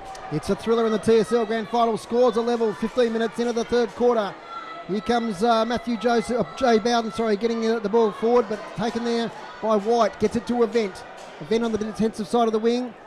Kicks it high, long, knocked away there by Hayden Goss up against Reynolds. Still in play, and Goss makes sure it goes out of play. Centre wing. 4-7-31 North Launceston, Glenorchy 5-1-31. Great goal there by Taron Thomas, what an exciting young player. And in year 10 at Prospect High School. Big career ahead of him based on what we've seen today and all season with North Launceston. Ian Bolton probably making some notes too. Definitely. Comes out to that man Thomas once again. That's his 15th possession today. He kicks up towards attacking 50. Brad Cox-Goodger in front, gets the grab to the ball but can't take it in. And it spills out of bounds about 70 metres out of from the Bombers' goal. And boys, he's had 15 touches, Taron Thomas there too. So I mean, he's probably one of North's best at the moment at 16 years of age. He's probably, I'd say, he'd have to be up there with Taylor Whitford. Boundary throw in, Lee up against Duffy. Comes down towards Thomas, but he's beaten to it by Braden Webb. He gets tackled, gets out of it, walks around. Classy play, Braden Webb kicks up towards the wing. Players fly high. Matthew Dilger's got it. He pumps it inside 50. It's an open 50 for Glenorchy. Racehorse has won it here. Who's going to get there first? It's Stephen Heppel. And he shepherds it out of over the boundary line. This is going to be deliberate. Throw in, says the umpire. Well, if you could bet on who was going to get there last, I would have had my money on Mitch Hills. He started in front and he finished about 5 lengths behind. Anyway, that's not his forte, is it, Rick? Boundary throw in. Knocked further inside the attacking 50 for Glenorchy. Here's a chance for Matthew Dilger. Can he get clear? Gets a handball laterally. It's dribbled towards goal. But it goes just inside the behind post for one behind. to Glenorchy. Was trying to pick up the play there. It was Ben Camerick. 5-2-32 Glenorchy, North Launceston 4-7-31. Rick Fontaine. Daniel Muir had his arms up in the air. He was free there, 10 metres out, but wasn't spotted. And behind to Glenorchy. 7 points the margin, 5-2 to 4-7. 16 and a half gone in the third term. And here they come again. Dilger direction, can't take the mark off hands. Jay Lockhart getting the last touch and it's out of bounds. Just 10 metres around from the Glenorchy goal. They kicked the only 2 goals. North have kicked 1 through Thomas. So just to point the margin, 5-2 to 4-7. Boundary throwing. Hills against Lee. Done a lot of the ruck work this afternoon, Lee. Ball spills outside the defensive 50. One-on-one contest there. Coxgoodger, Ponings there as well, so it was Walsh. Ball spills in the back, no, play on, and the ball will now come forward. It's a rainmaker, goes high, inside 50. North have got numbers there, get it fisted down to the ground. Ball spills free, slipping over there at a crucial occasion. And what's the umpire going to pay here? Going to pay a ball up. Got a score at three-quarter time score in the Old Scholars Grand Final. Uni 13-11-89, Richmond 8-10-58. Thanks, Dave. Keeping us up to date with what's happening around the state. Mitch Rainbird does the ruck work on this occasion. Oh, taken high, was he, or did he duck? Free kick. That's going to come to Joseph. That's a French, sorry. Clinton French is going to get the free kick. 35 from goal. They paid it there, Rick, and he might have been lucky. He just dropped it. He did that thing that they're trying to get rid of in the AFL, which is where the players just go to the, just drop their weight and track that high contact. And he's probably lucky here, but that's what it's all about, isn't it? Being a little opportunist forward pocket. So, what a big kick this is. They're all big in a low-scoring game. It's a beauty. It's a goal. The Glenorchy supporters tell the story. So they skip out to a handy little 7-point lead here. And Clinton French has kicked his third for the afternoon. And Glenorchy sixth as they move to 6-2-38. North 4-7-31. Now, Rick, remember that game on the 23rd of July that we covered here? It was Clinton French, I think, that got Glenorchy back in the game in the second half on that occasion. So he's a big game player. He's been to Queensland. He's come back to Glenorchy and he's had a fine season with the Magpies. Yeah, he's a little goer in there. He's getting pumped up every time he after he kicks a goal. He runs over towards the Glenorchy cheer squad are obviously down underneath us. It looks like he's running straight at us, but they're running at the cheer squad and revving them up. So he's a very exciting little player. 103.7 FM, City Park Radio and the TSL live stream. Here comes Ben Camerick from the clearance. Kicks check side up towards attacking 50. Matthew Dilger's in there. He gets a bit of an assist there from Jay Bowden. Ball spills. Nankervis, calm. Up towards the back flank there towards Pearce, who can't quite take the mark. It spills over the boundary line. Free kick going to Jake Pearce. Paid for a chop of the arms. In the marking contest, over the top to Lockhart, who just gets there in time. Takes the mark. Right half back still for North Launceston. They're working their way forward. Dangerous kick towards Jock White, who takes a good mark under pressure. The young man, captain of Scott Jakeburn, first 18 this year. Jock White, he goes short to Foon. Takes a mark out in front. So they're working it forward slowly. Numbers flooding back now for the Magpies. Trying to fill up the space. Foon. He goes short also and finds Taylor Whitford. Another possession for Whitford.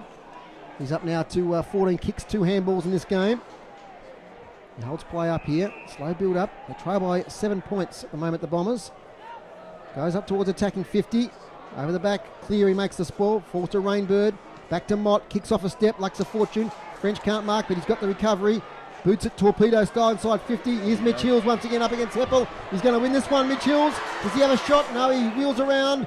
He gets the handball away. No, he gets caught, but he gets a kick away just in time. It tumbles towards goal. Stops, it props. It's near the boundary line. It's taken over now by Jay Bowden. Boundary throw in 5 metres around from the behind post. And probably not a bad outcome there for Glenorchy. Did you say, they rebounded that footy really quickly then and really well. Clinton French again getting his hands on the footy through the midfield. So, yeah, they just seem to be moving the ball a lot better at the moment, Glenorchy. Boundary throw in. Heppel up against Hills. To the back. Foon can't take it. Mitch Rainbird's in there. He's tackled immediately. Slung to the ground. Yep. In fact, he gets a free kick. Umpire's right on the spot. The sling wasn't necessary. The ball up was going to happen. It's against Jay Foon. Silly play, really.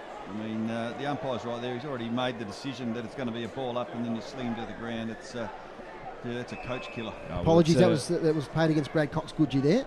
Yeah, He's back in defence. It's a coach's nightmare, that one, because it's undisciplined in front of goal. Rainbird off to the right. Is it? No, it's snuck inside. Goal to the Glenorchy Magpies. Goal to Mitch Rainbird from that free kick. And now the lead's out to interesting proportions. It's Glenorchy 7-2-44, North Launceston 4-7-31. Been playing 22 minutes in the third quarter. Brian Finch. Yeah, and they've just got those couple of lucky goals, but they've worked hard for them. I mean, they've turned the clearances around. I think they're in front in the clearances, and definitely in inside 50s. They've had more of the footy this quarter. Unlike the second quarter where North just had all the footy, had all the inside 50s and just couldn't convert. Now Glenorchy just seemed to be able to score a lot easier than North were. So the momentum definitely in Glenorchy's favour. Had a good third quarter, Mitch Rainbird. Brad Cox-Goodger. He gets a possession, doesn't get a lot of purchase on it though. Oh, that's a terrific mark. I guess so. Yep, Jay Bowden in front, running the same way as the ball, and takes a terrific mark.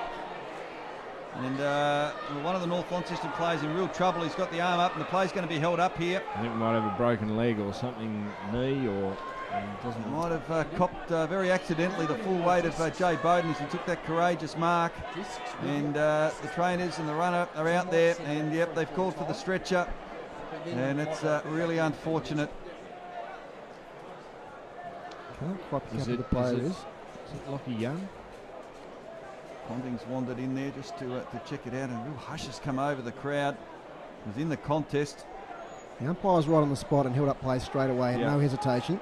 No, he saw the player there, the North player, put his arm up straight away, and it's very sad. Always very disappointing to see this. Totally accidental.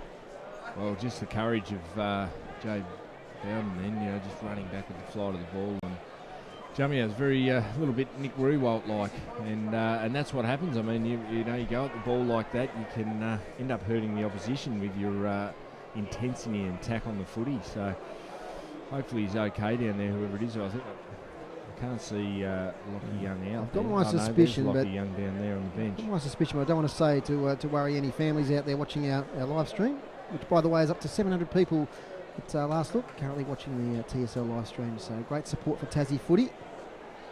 Seven trainers and the runner out there. It's always very concerning when you see so much attention being given. The score is 7-2-44, Glenorchy, North Launceston 4-7-31. This quarter, the Magpies have held on 4 goals to North Launceston's 1 to force themselves into a 13-point lead, which is very handy in a low-scoring game, Finchy. Yeah, definitely. I mean, they've come out, haven't they? And they've really had a crack this quarter, Glenorchy. They've been able to put it on the board. So this is probably North need to regroup now, and they need to have a chat. They're over in their huddle now. They need to have a chat about, okay, it's Hayden. I think it's Hayden Goss, boys. They're holding that left forearm. So it looks to be a very serious left arm injury. Could be a shoulder or a break there. He's obviously broken the lower arm, or he's done his shoulder because he doesn't seem to be moving that left shoulder much. But that could work in North's favour. I mean, they can regroup now. They need to use the ball better going forward and stop the flow of footy going into Glenorchy's forward line, where they're just scoring easily. And obviously now they're up by 13 points, and so a bit of a turnaround in the game. Yes, it's Hayden Goss as the player is not going to take any more part, I'd say, in this grand final, but look at that injury. Could be a wrist or left arm, it appears to be. He's really holding that a wrist. Could be, a number of things. There's a collarbone, it looks like the way they're holding it. So up around the shoulder. About a 3-minute delay, and Jay Bowden, let's not forget there was a terrific mark that he took. Players have regrouped and we're underway again. It'll be a long quarter. We've ticked over 25.5 minutes and the ball spills out wide. And a kick forward there on that occasion by Kamarich towards the boundary line. Dilger, beautiful pick up, snaps towards goal, straight across the face and out of bounds. Beautiful work. He's had a good third quarter too, hasn't he, Dilger? He's played really well. He's looked lively, hasn't he? And that's where there's small forwards. Glenorchy's small forwards have started to really come into it now, and they've been able to throw Big Hillsy down forward as a bit of a target, and he's doing the job. So dangerous time for North here now. So the Magpies, they're out by 13 points, trailed at half time. Rosendale in front, Hills comes over the back, no one can break clear, and I think we're going to get another ball up. Interesting, the inside 50s this quarter. North Launceston 9, Glenorchy 13, so clearly in front, and that's why they've got that lead on the scoreboard. 15 metres out, Rosendale thumps it to Whitford again, and his kick's a poor one, and that's gone over the fence, out of bounds on the full. And that's another reason for their dominance this quarter, Glenorchy. Their pressure on the North Launceston backs as they come out of the back line is creating those turnovers, and that's where they've got a few goals from, and they're heading into 50 again. Reece Mott sets it up towards the top of the goal square, and the mark's taken at full forward. Rosendale wants a push, but it's not going to be paid. The mark is quick play on and snap behind. Daniel Muir, I think it is. I don't wonder why he did that. I mean, he was as good as directly in front. Hit the post. Daniel Muir. You do not do that in the grand final, guys. I don't know. That was a bit of a brain. That had to be a brain snap of his. He's 30 metres out directly in front. Not even 30, 20 metres out, and he's tried to be a little bit smart there, and that's cost his teammates. Experienced player Daniel Muir scores that behind for Glenorchy. 7-3-45. North Launceston 4-7-31. It's on the half-back flank as Whitford takes it, gets another possession, kicks up towards the wing. Reynolds up against Lockie Young. Reynolds too tall and experienced for Lockie on that occasion. Gets on the left foot. Up towards half forward once again for Glenorchy. Looks like they're going to get another inside 50, but Loon does well. Oh, he handballs to teammate, gets tackled immediately. Eventually the ball gets released. It's right on the far side here at Aurora Stadium. It's going to be a ball up. Dying seconds of this third quarter, 27, nearly 28 minutes gone. They don't want Glenorchy to get another goal now, North Launceston, if there's going to be any chance going to this last quarter.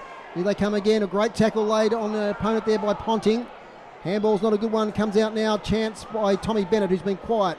Up towards half forward, over the back here's Taron Thomas, up against Jordan Arnold, who plays the tackle. Well done, Jordan Arnold, he wasn't going to go anywhere, Taron Thomas. Might have been lucky not to be penalised in the end. Vice-like tackle by Jordan Arnold.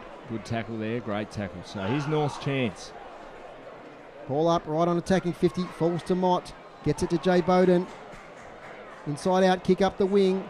Mark taken there by French, who's been a live wire in this quarter. He darts off, he evades a couple of tackles, kicks in towards the centre, towards Liam Smith, who takes the mark and he's going to settle things down. Liam Smith played well last week against Burnie, inside 50 towards Dilgar. He takes the mark in front of Lockhart. Matthew Dilgar, probably too far out to score. But another opportunity here for the Glenorchy Magpies. They lead by 14 points. 7-3 to 4-7. Goes shy, there's a man all by himself inside 50. That's Jordan Hayden, he drifted down from the back line. They're checking there by North. They just didn't follow him through. So Jordan Hayden, he's run all the way down and got in that dangerous spot. And North actually standing around. So he's a good kick of the footy too, Jordan. Is the distance just going to be a worry? Great skills, and we saw him very busy in the first quarter. If he can go back and bang this, it's going to make it very hard for North Lonnie going in at three-quarter time. One of the top possession getters for Glenorchy in that first half. Been quiet in this quarter, but here's a chance to make the lead 16 points. The kick is going to be a little short, is it? It's going to carry the pack. It's a goal to Jordan Hayden, a goal to Glenorchy, and they're out now by 20 points in the grand final. 8-3-51.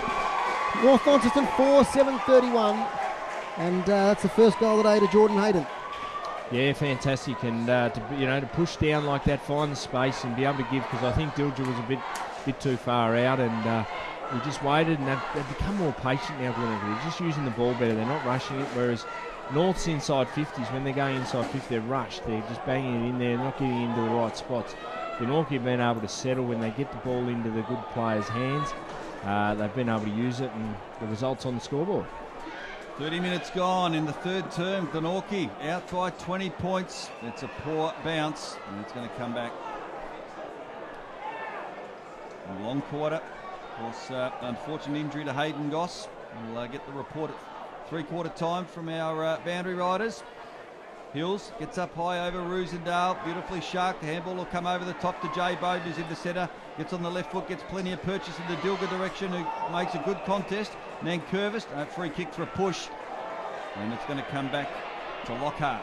Jesus. Now, a bit of confusion with the umpires here. Is it a 50-metre penalty? I think it is to Lockhart. Wouldn't they love a goal in these dying seconds, Finchy? Oh, they would, and they need it. They need it now. So lucky to get, I don't know what the 50 was for there, but this forward entry for them is huge. Yep, you think they really do need a score here late in the third term. 31 minutes. Jay Lockhart with the ball forward of the centre. Goes out wide. Getting up high, Taron Thomas. Being able to bring it down. Mitch Hills pinned in there. Plenty of players around the ball. Glenorchy have thrown a lot of players back in defence in the closing stages of the third quarter. They lead by 20. Eventually, the ball given back to the umpire by Bannister. And they go up. Rosendale knocks it down. Comes forward. Here's a chance for North. Bannister with the ball. Couldn't get it. Taron Thomas tackled immediately by Rainbird. Pinned in there, Jordan Hayden. And it's not coming out in a hurry. The umpire lets it go. Witkowski. Almost a bear hug there, and we're going to get a ball up. There's about 20 players around that contest, Vinchy. She's pretty tight in there, isn't it? I mean, this is important though. North need the score, and I think Glenorchy would be happy to just bottle it up, get through to three-quarter time. Yep, they've thrown plenty back. Rosendale, Hills has done a great job, Hills, this afternoon in the ruck. And again, that ball is not going to come out. And we've had about a minute off the clock. Playing into Glenorchy's hands here. 32 minutes gone. They lead by 20. And that is three-quarter time. Terrific quarter from the Magpies. They turned a 6-point deficit into a 20-point lead at the final change. 8-3-51. North Launceston 4-7-31. And the goal kickers for the Magpies, 3 goals to Clinton French, and the rest all singles to Hayden, Tyler Bowden, Muir, Jay Bowden and Mitch Rainbird in that quarter.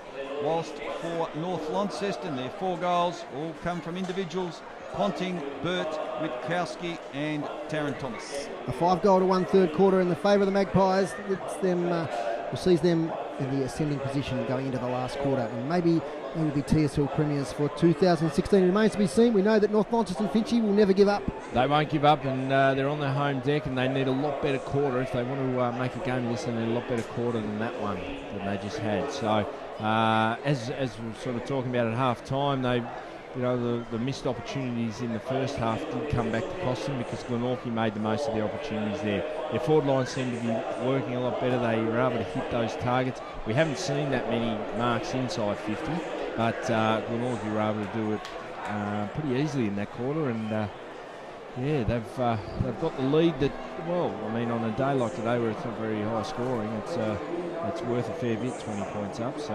I just I'm worried that North, I mean, they've got to find 4 goals. Where do they find them from? They've got to probably rejig their forward line a little bit. They've tried a few options down there. As I say, they keep rotating blokes through there. It just hasn't really worked for them. Three-quarter time here at Aurora Stadium. It's North Launceston 4-7-31, trailing Glenorchy 8-3-51. We'll be back in a moment after these messages from City Park Radio. This is why Telestar Transport can help you with everything to do with machinery and transport. Heavy and light vehicle recovery 24/7, container transport and sales, tilt trays in all sizes, side loader services, machinery transport, proving of transportable buildings, airbag lifting system available, private vehicle services, boat transport local and interstate, and secure storage facilities available. Telestar can arrange all your transport needs. Phone Ken Hughes on 0418 131 488. Telestar Transport, a sponsor of City Park Radio.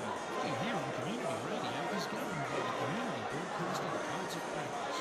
The Codes of Practice cover matters relating to program content that are of concern to the community, including local content, news, current affairs, Australian music content, programs for children, and the responsibilities associated with broadcasting to the community. They also cover aspects such as community access and participation in the That's just operation what of the service.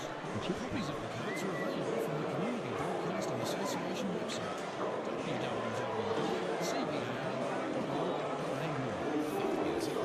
That's the titles, that's the inquiry, that's the titles, that's the Experiences for centuries.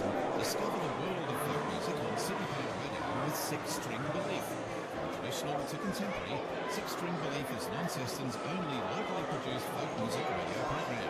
For the best info, join Dan Stevens for Six String Belief 7 to 9 on the last Monday of each month on City Park Radio. You're listening to great TSL action, Tasmanian State League football on City Park Radio. Welcome back to Aurora Stadium. Last quarter of the TSL season coming up. It's North Launceston 4-7-31, trailing Glenorchy 8-3-51. There's some individual stats to three-quarter time. Looking at Glenorchy first of all, we've got Jordan Hayden there. He's had 10 kicks, 3 handballs and 3 marks. Reece Mott has had the 13 possessions and also 2 marks. Jordan Arnold, 3 kicks and 2 marks. Braden Webb coming in the game more in that second half. 6 kicks and 4 handballs. Matthew Dilger, 7 kicks and 3 handballs. He had a big third quarter, 7 disposals in that third quarter. And Reece Mott, by the way, had 9 disposals in the third quarter. Jay Bowden, 12 kicks, 4 handballs and 7 marks. And Mitch Rainbird, 5 kicks and 3 handballs with 2 marks. And also seen Ben Reynolds be a rock of Gibraltar back in defence. He's had many kicks, handballs and marks as well. For North Launceston, Taylor Whitford has had 18 possessions with 16 kicks and 2 handballs. And he had 10 kicks in that third quarter trying to lift his team. Mark Walsh has had 12 possessions. Jay Frean has had 14 possessions, and Taron Thomas, who I've been impressed with, he's had the 16 possessions with 13 kicks and 3 handballs. And Finchy, the team stats. Yeah, look, Glenorchy are able to turn the tables there, and in all aspects. They just went down the hit-outs, 15 to 13, but that can be expected against Big Ruser, who's been pretty dominant in the ruck with the taps, but just not able to use it as well as they probably would like. Glenorchy, so 15 to 13 there in favour of North Launceston. Clearances have been 12 to 8 in favour of North Launceston, and that's probably due to the good work by Ruser. Inside 50s though, Glenorchy turned the tables there 16 to 10, and I think the second quarter was 16 to 5, so they've turned that around, and that's where it's been impacted there on the scoreboard. Tackles have been even all day, 19 to 16 there in North's favour, and the free kicks 5-3. So look, that's where I think the most important one out of that is the inside 50s for Glenorchy. They were able to get it in there 16 times that quarter, and whereas the quarter before they were able to only go in 5 times. North Launceston just dropped off a little bit, and again their use when they do go in hasn't been good enough to get the score on the board. Yeah, as I say, Finchy, to get back they're trailed by 4 goals. And they've only kicked 4 goals for the game. It's going to be a tough time for North Launceston to get back in this last quarter. On the boundary, we've got Adam Child and Craig Boone have been out to the massive 3-quarter time huddles. Warnie, what's the story down on the boundary line? Sorry, boys, you got me? Yeah, got you, Warnie. Away you go. Yeah, sorry, just come out. Yeah, very tight there. So many words, but they were fairly calm all the way through that. They did raise a little bit to talk about the fight and harass their opponents. So that's what it really comes down to now. They did get inside the fight. There were some words, plenty of supporters here, obviously, to Phil Launceston and around that huddle, and they were very keen to give their support as well as they're going on. So the crowd is staring at the ground at the moment. It's just about moody. We've had a spectacle out here at the moment. That's just about 128 people. Huge. Moody, what did you get out of that? Yeah, very happy with obviously wanting to bring the 2 quarters together. Very happy with that quarter. The most important thing was a man on man. Been like it like men right around the ground. No one free man on man. Well, there you have it. Big last quarter coming up here. Thanks, boys. Thanks for all your work down on the boundary, and as usual, great reports there from Adam Child and Craig Boone. Crowd there, Rick, 6,128. That's pretty good. Good turnout, very good turnout. And well, what has the 2-time reigning premiers got, Finchy? I don't know, mate, but they need some of their more experienced players to step up here. I was just having a look at their forward line then, how they've set up. They've gone a little bit smaller.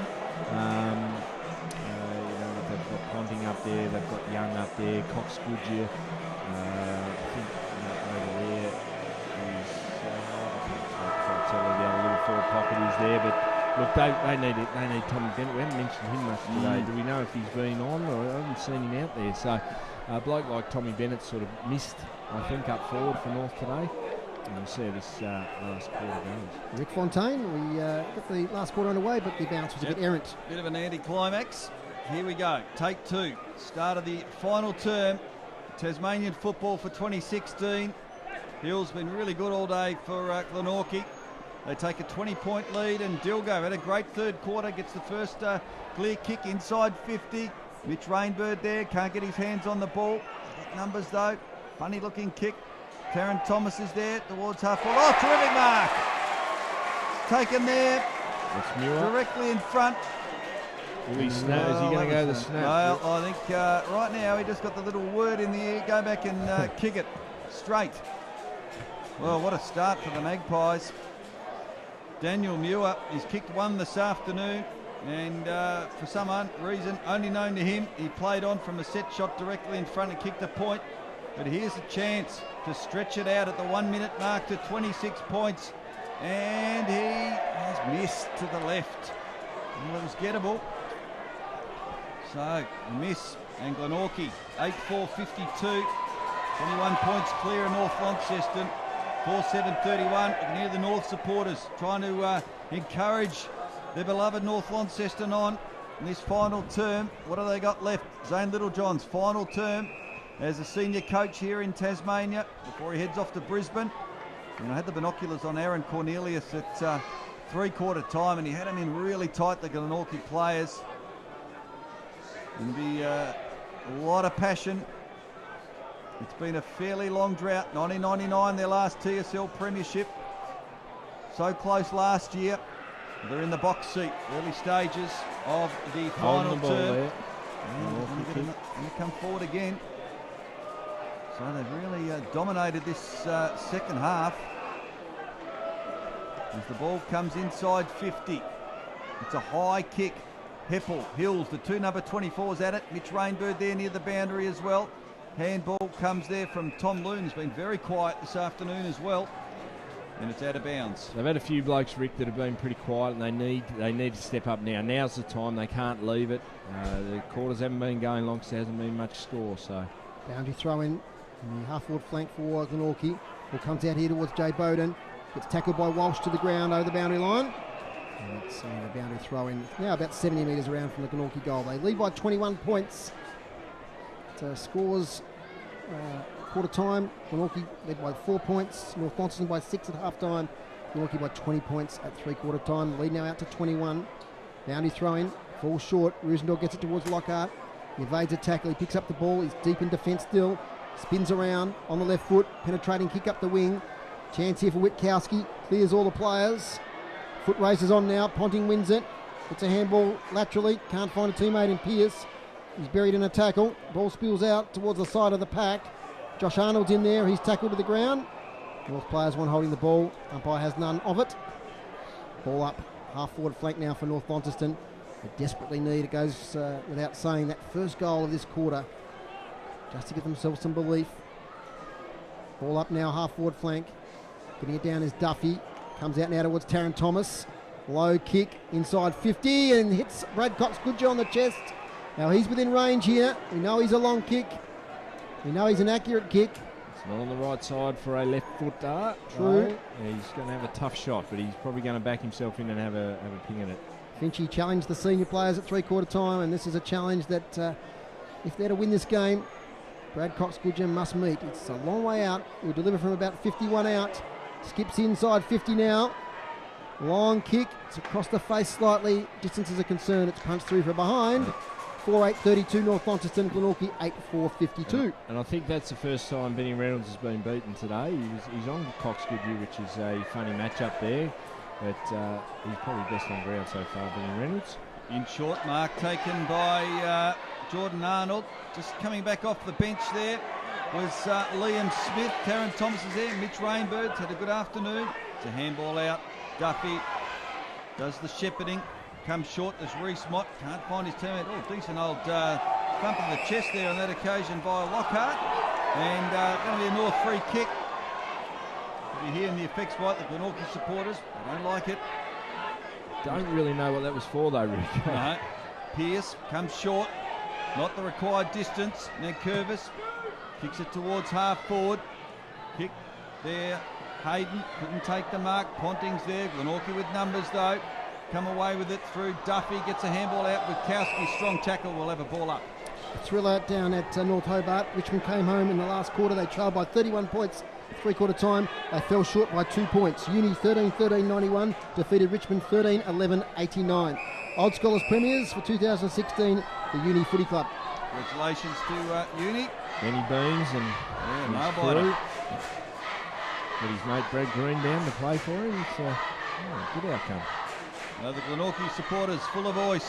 Why not? They lead by 20 points. 5.5 minutes gone. Dilger couldn't get it. Loon's there. Well played. Dilger taps it on there to a teammate in Mott. Meeting it there. Mitch Hills can't keep it in play. Out of bounds. Taken across by his opposite number 24, Stephen Heppel. We'll have a boundary throw in just forward to centre wing. Big story, Mitch Hills, if he wins the premiership today with the Glenorchy Magpies, there'll be 2 premierships in 4 years. Yeah, Mitch Rainbird, he's changed boots again, Finchy. He's onto his 3rd pair this afternoon. He's gone from the yellow to the blue to the more traditional. Yeah, I don't know. I haven't seen that before. Well, I mean, I don't know what the surface is like down there. It might be a little bit soft. Lockie Young tackled immediately by Ben Reynolds. He's been tremendous. Real push. This could be holding the ball. Brilliant tackle. Well, unlucky there, Lockhart. Tried to make the play. He had no options. He had no one to give it to. Had to take on the tacklers. Umpire comes in straight away to sort things out. Matthew Joseph with that tackle and the resulting free kick. He goes backwards right on the defensive 50 and finds his teammate in Hayden.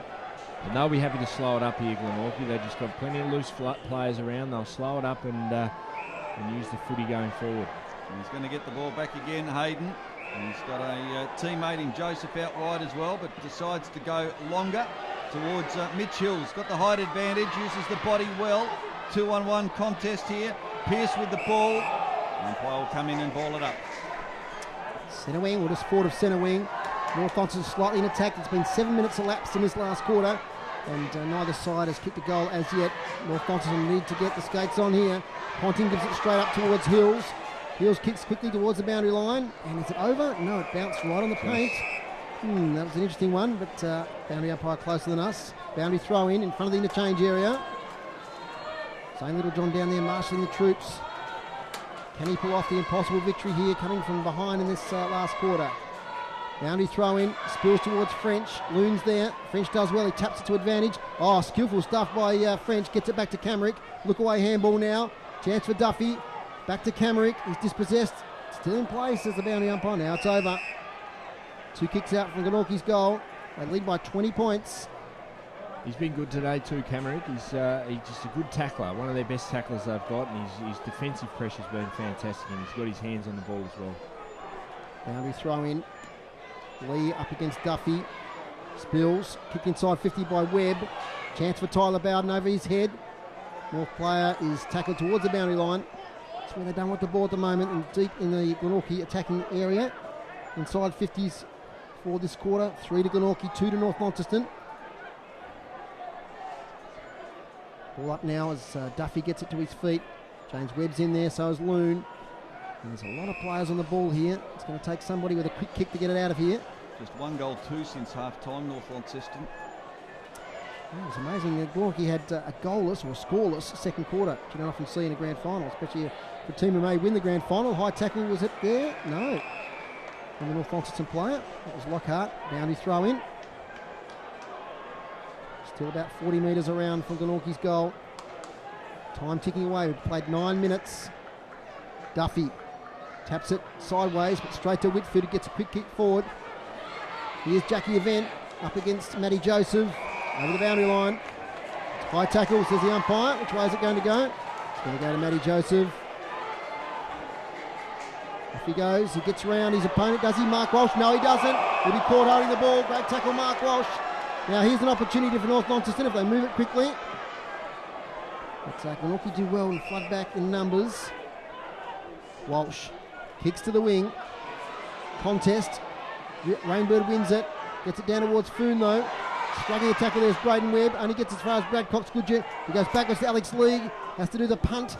Up towards attacking 50. Lockie Young waits for it. It evades him. Tom Cleary's there. On the ball, Tom Cleary, strong contest. Here's Dakota Bannister. Over the top towards Lockie Young. He's got some space. He shoots on goal as Lockie Young's too low. It's easily kept out there by Ben Reynolds, is it? Back there, no, it's Jordan Arnold doing the goalkeeping effort. Putting it through for a behind. One behind to North Launceston. 4-9-33. Glenorchy 8-4-52. Not the right option. You see that so much in modern day football, don't you? They try to scoot it through, little grass burners.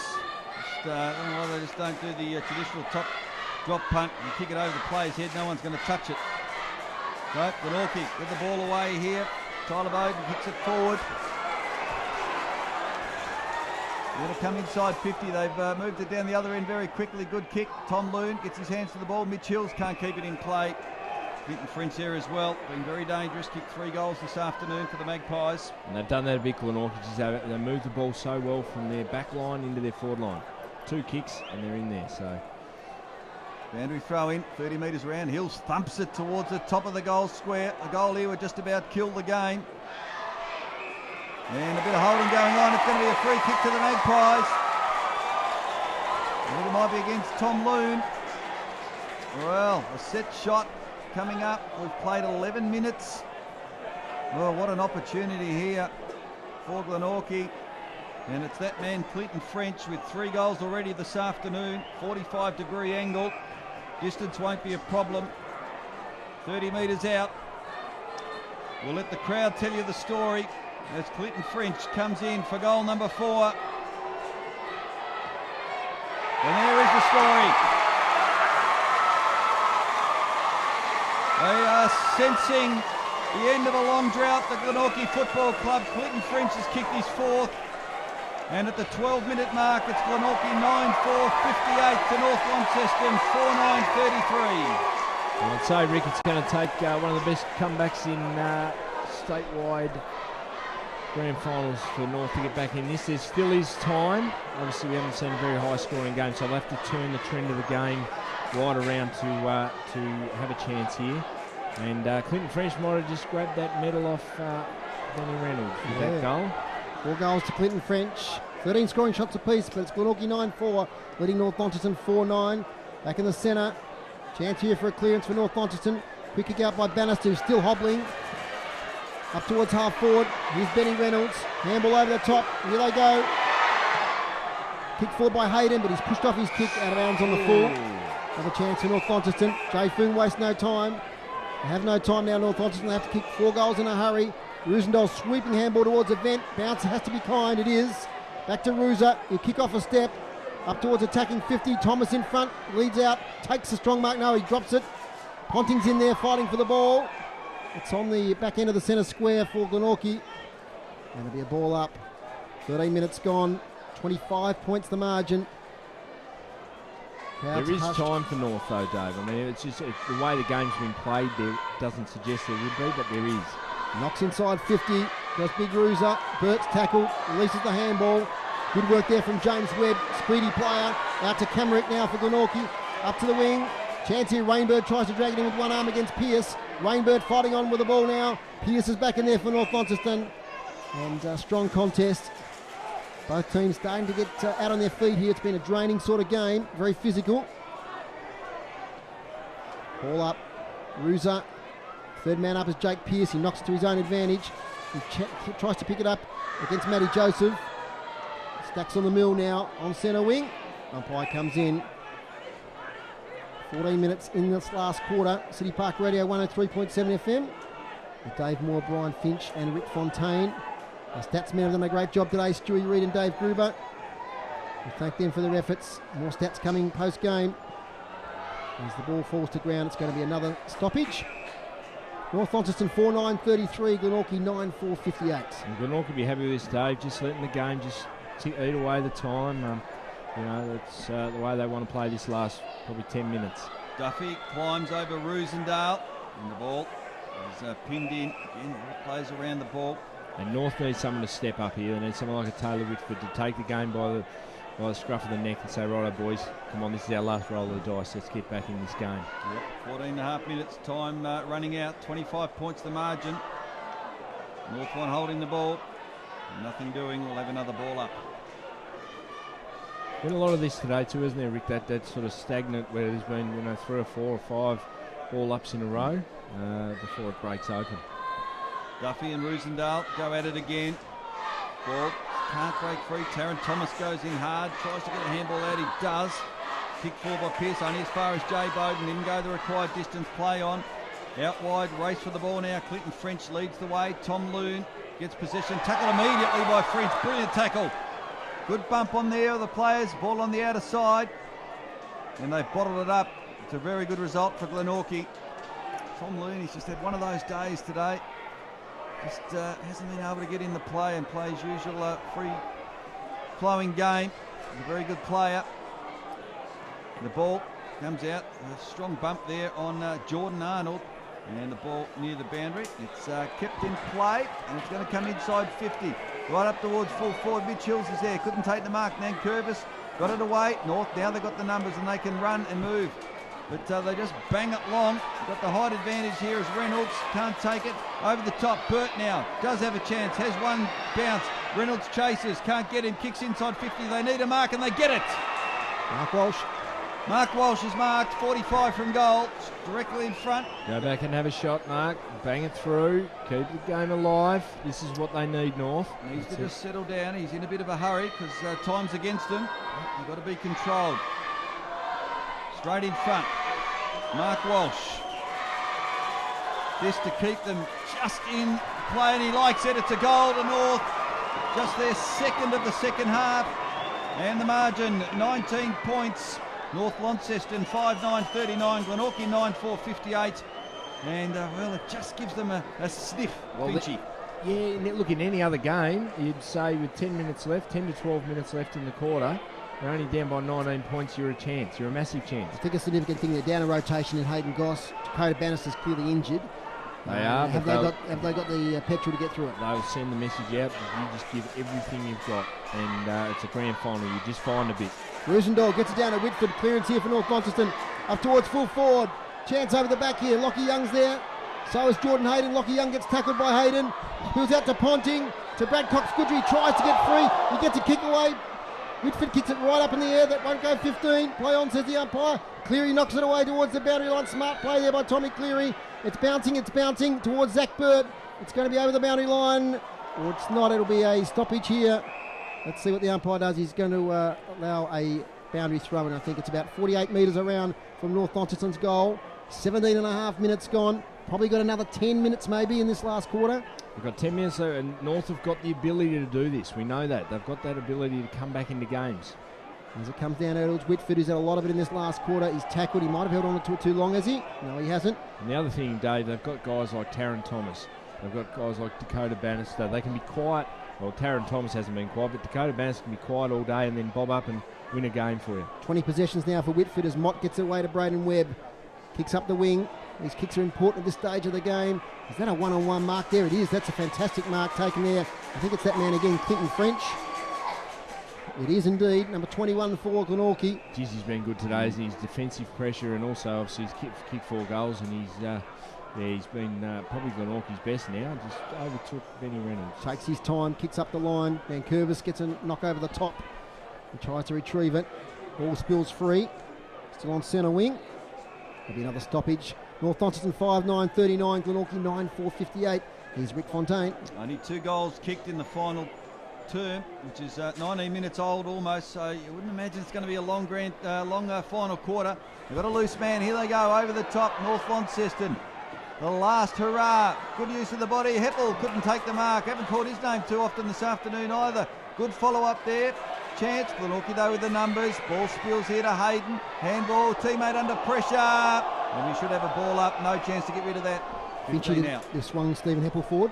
Yeah, I think they're just trying something now, and that's what they've got to do. They just throw all the pre-plans out the window and just go with it. They need goals and they need them fast. So wherever they come from, they won't care. Runners working overtime as well. Ball spills. Not going to come out in a hurry. About 5 or 6 players out, and I think we're going to get another ball up. No. Oh, for a minute he was going to play holding the ball. He looked a bit excited, the field umpire. He had that body language, didn't he? He did. So 25 out from the North Launceston goal. Starting to get dark here at Aurora Stadium. The light's not on. Been a beautiful afternoon and a high-pressured TSL Grand Final for 2016. It's the Magpies leading the way by 19 points. We're about to tick into time on. 3 and a bit goals North Launceston need. And only kicked 5 all day. The ball's filled. Lockie Young there leads the race for the ball. Handball comes out. Here's a chance. Oh, he's been bundled off the ball. Looking for a free kick there, and he probably was a fair chance there. It was a good appeal, but it's off to the right, and it's a behind. So an even 3 goals the margin. They've had more scoring shots, Brian Finch, too, North. Yeah, they have. 13. Well, that was that second quarter where they just cost themselves with 1 goal 4, and they should have at least had 4 or 5 goals. 3 straight goals in it. That's the task now for the Northern Bombers. Probably with about 7 or 8 minutes left. It's on the back flank. There's a player tackle with the ball there. It was Josh Arnold, I think. Free kick, Lockhart. In fact, it was Muir inside 50, but a very good defensive mark by that man, Josh Arnold. He'll take his time. I reckon you'll find they just slow the game right down now, Dave. They're going to try and eat this clock away, and as you said, it's probably not going to go too long. 25 minutes. Predictably, he goes long up the line here. Marking contest over the back's Camerick. Also, Dilger takes the ball in with one hand. Steams off up the wing. Kicks close to the boundary line. It's going to be taken over there by Event. Shoved over the boundary line by Mitch Hills. There's a bit of afters there with Corey Nankervis. Now slightly forward of the wing for the Magpies. Can they break that premiership drought? 1999 was the last year in the statewide league. Could it be 2016? Out comes to Dilger. Important kick inside 50 into that back pocket for North Launceston. Taken here by French. Handball to Tyler Bowden. Kicks off to the right. Won't score at all. In fact, it won't even go out of play. It's Jake Pearce takes it. Here's Thomas with a bit of a paddock. Ball takes a while to get to him, so he has to kick now. Check side, up the wing. He's looking for Lockhart. He's in a contest 2 against 1. Hasn't got a lot of options. He has to go to Lockie Young, who's Butterworth does well. Gets his arm free out of the tackle. Gets a kick away up towards the forward flank. Bouncing laterally. Falls to Liam Smith. Handball sideways. It's going to go inside 50 now for the Magpies. Short kick. Good one, is it? It's marked. Inside 50 for Glenorchy by Braden Webb. Captain Courageous back from injury. And surely if he converts this one, it will be the 2016 Premiership going to KG5. Braden Webb, Hush comes over the crowd. Even a score here probably puts it out of reach of North Launceston. He's going to take his time, I reckon. Braden Webb. They can start to taste victory now. This is Glenorchy. They're going to enjoy this last 5 minutes if he can bang this one through. And Curtis on the mark, trying to distract Braden Webb. Webb for goal. It's off to the right. Is it going to score? Yes, it is. Crucially, it does. Margin now out to 19 points. Glenorchy 9-5-59. North Launceston 5-10-40. The old-fashioned important behind, Brian Finch. It was very important. Well, this is our last roll of the dice, you'd have to say, isn't it? You'd think with only a couple of goals this quarter, you'd think time's run out. 23 minutes have elapsed. Strong tackle on Mitch Rainbird. Ponting gets a handball out. And the kick, it's not a good one. And the mark's cut off there by Butterworth. Tim Butterworth to his feet. Goes back slowly. Being told to hurry it up. And looks to go out wide to Daniel Joseph, but overlooks that one, and that should be in the back. Not paid, says the umpire. Ben Reynolds, been a terrific afternoon. Good handball. And here's a chance, this man again. Well, this will cap off a great day for Clinton French. This to put the icing on the cake. Game over. No, behind. Just off to the left. Taylor Whitford's in trouble, boys. I don't know if it's cramped. He got a knee in the back from Benny Reynolds in that marking contest, right in the glute, I reckon. That he was in a bit of pain. He'll limp around for the next 5 minutes, I reckon. From the kick in, Lockhart gets it out towards Event. He gets on his bike. We've got a loose man over the top on the centre wing. Howell, he needs a favourable bounce and he doesn't get it.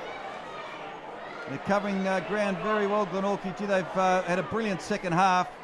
Thoroughly going to deserve this victory. Braden Webb should be gone for holding the ball. He is. Free kick to North Launceston. Bit of confusion whose kick it is. But it's going to come back here to Pearce. Jake Pearce kicks it long to full forward. Brad Cox-Goodger in front. One grab, not the second. Play on, says the umpire. Daniel Joseph. Ball comes out wide. Camerick kicks it towards centre wing. Should be cut off. Oh, that's a strong contest. And easy adjudication there for the umpire. Free kick. And that's what he is. He's still attacking the footy. Jay Lockhart. Yep. So Lockhart with the ball. Almost 25 minutes gone. The ball comes toward 50. Witkowski started the game strongly. He's drifted out of it. Taron Thomas has been one of North's best. Kicks it to full forward. Right at the top of the square. Glenorchy got numbers. Ball falls to ground. Bouncing. Heppel's there as well. Handball comes out and the Glenorchy defence do well. They have all day. Outside defensive 50. Oh, terrific work there. Getting the handball out. Tyler Bowden to Mitch Rainbird in the centre of the ground. And the mark taken by Mitch Hills. He's going to taste premiership success with Glenorchy. Handball over the top. It's not a good one, but it's too late now for North. Nankervis kicks it. And it's all Glenorchy. The ball falls to Jordan Arnold. He eventually picks it up and he goes short. Finds a teammate on the centre wing. Couldn't take the mark on that occasion. Camerick.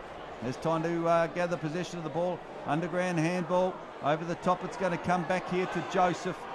And he'll kick it long. Daniel Joseph inside 50. It's a good kick. North have got the numbers though. Strong defensive work, then Curvis gets it out, and North will come away. Zach Burt, leaders in the clear, takes the mark, plays on straight away. 26 minutes gone, looks for teammates to come to him. Eventually he gets one that does, and the mark's taken by Pearton. Connor Pearton in the centre of the ground, finds his teammate there in Lockhart. Lockhart plays on, look out, he gets around, bounces the ball, takes possession. Kick it towards Brad Cox-Goodger on the centre wing position. Too far out, he's about 80 from goal, gets a handball on, running well. Here is Lockhart. Lockhart's kick smothered, and Glenorchy away. They're going to set up. Jay Bowden gets a hand pass. Over the top it comes here towards Jordan Arnold. Kicks to half forward, and the mark taken for the Magpies. Clinton French, that man again, shaping as the middle favourite. Over the top towards Liam Smith. Dives and takes the mark. And he lays on the ground for a moment. He'll take all the time he is allowed here, Liam Smith. He's a couple of kicks out from goal, and he's going to go short now towards Jordan Arnold, who takes the mark. It's all over! Glenorchy are premiers for 2016, breaking a premiership drought going back to 1999. Premiers, Glenorchy Footy Club, the Magpies have prevailed here by 20 points. Glenorchy 9-6-60, North Launceston 5-10-40. Let's hear the song.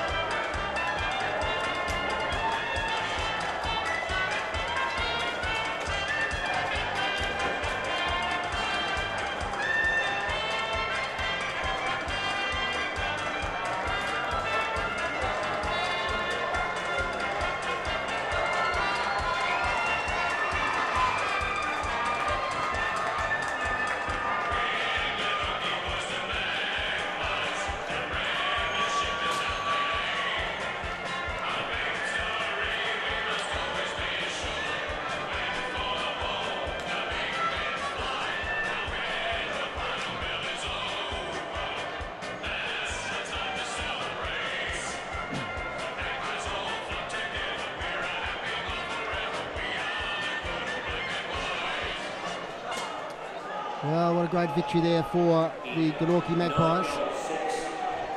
As the ground announcer says there, the score 9 goals, 660, North Launceston 5-10-40. We've got Adam Child down on the ground. We'll see if he can get us an interview with one of the Glenorchy players. It's a bit hard at the moment. They're all embracing and hugging on the ground. The North Launceston players disconsolate, but they can hold their heads high. They've had a great run in the last 3 years in the TSL, a bit like Hawthorn. They've had a good run, and they've given it their best shot here today at Aurora Stadium. Finchy, your first thoughts there? Yeah, I think, look, they've been the best side all year, haven't they, Dave? I mean, we talked about North. They do come right come finals time, but Glenorchy are obviously a dominant side all year, and they've really deserved this win.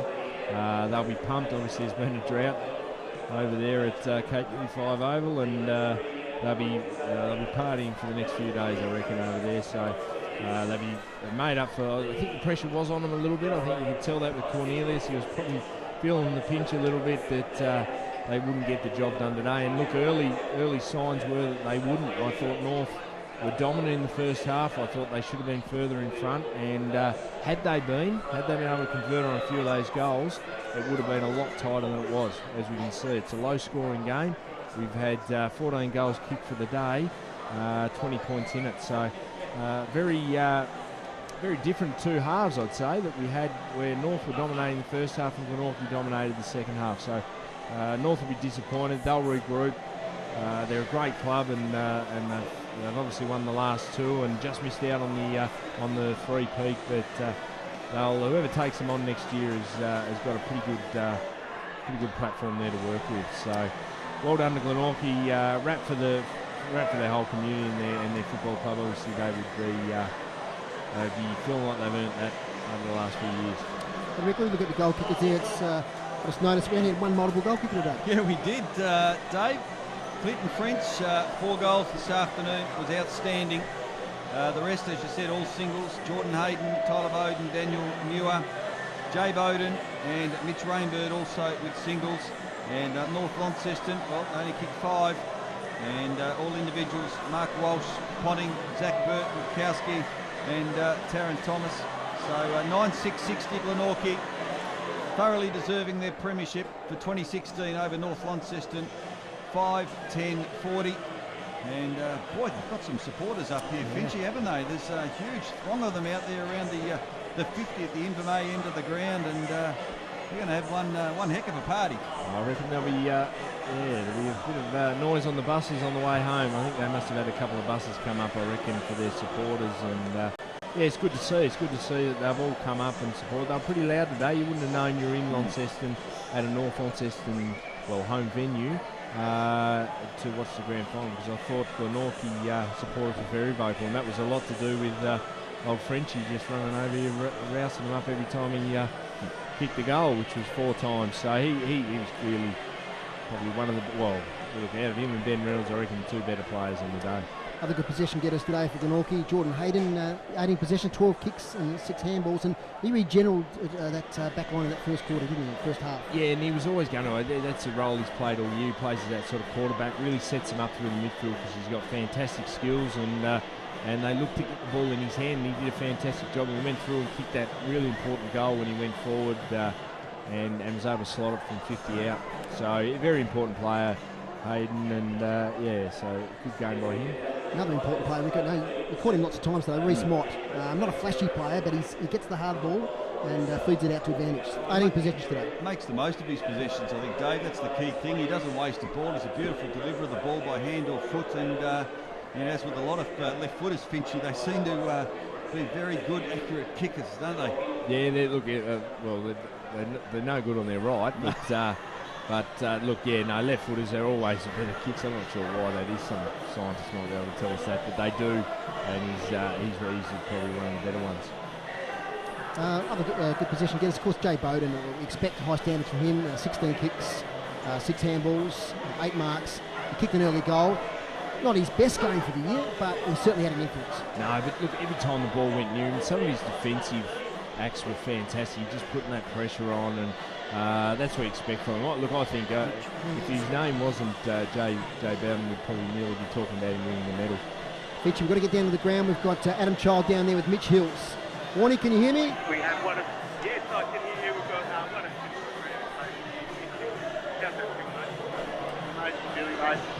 Obviously done it once before, but it's just the cream of the cake. It's just a fantastic effort by the boys, and we're really down at half time. It didn't look pretty, but just the fight we showed in the second half. We knew we were the best team in the state, we showed in the second half. And that's it. The second half was what it was all about. And I guess what was the instigation of that? What was said at half time that got you boys up? Ace put it on at half time and said we had too many passengers. Paul Benny Reynolds down back and Jay Bowden were holding us in the game. Liam Smith was really good, but other than that, we're all passengers. So, the game was going to go past us unless we did something about it, and he put it on us, and we certainly did the second half. And you had a big fierce God here in the crowd. There's plenty of people giving you a little bit, but worth the drive down the Midlands Highway to be part of this. Yeah, it just means it's all worth it, all the travel and stuff like that. It's been such an amazing experience to go down to a wonderful club in Glenorchy, and love coming here and getting a bit of stick from the crowd. It makes it all worthwhile, and love giving it back when you win too. Congratulations, mate. Go and join the boys. Well done on a great year. Thanks, guys. Thanks very much. It's Adam Child down there with Mitch Hills, and we thank Mitch for getting up his time. What's an emotional time, isn't it, Finchy? To win a premiership, it's just a culmination of a lot of hard work, isn't it? Yeah, look, it's a great feeling now, and he'll be one to enjoy it, because who knows how much footy this could be his last year, Big Hillsy, and I was just wondering when he was saying he's copping a bit of stick from the crowd. Heard the chant earlier, couldn't quite hear who the name was. They were talking about being a wanker, and I figure it must have been Hillsy a wanker was the chant going around, was it, Bernie? Yeah, that was it. Mitch Hills gets the last laugh. He's a premier once again in the TSL. And look, congratulations also to North Launceston. They gave it their best on the day. The two teams evenly matched, but today, unlike 2 weeks ago, it was a shootout. It was a dour struggle, and Glenorchy came out on top. Yeah, look, I think at the end of the day, they made the most of their opportunities. They obviously, as Hillsy said, at half-time, Ace put it on them and said, right, this is, we've got too many passengers, which probably was the case. We did say that, the Bowdens and Reynolds were probably their only 2 shining lights up until half-time, and then they all stepped up, all their little small forwards and midfielders just got on top and then were able to convert. Now, North probably be disappointed in the fact that they had all the play in that first half, and especially that second quarter, they just, with the inside 50s they have, they just couldn't convert, and came back and probably, as you say, the best team in the comp got the chocolates at the end. Well, the presentations are about to take place. We've got North Launceston over to our left and Glenorchy in front of us. Cross down now to the MC of the presentations, Colin McNiff. Won by the Glenorchy champion, Jay Bowden. I'd like to invite the Premier, Will Hodgman, to make the presentation of the Alistair Lynch Medal to Jay Bowden. Jay took the medal by 13 votes, so a comprehensive win, a wonderful season.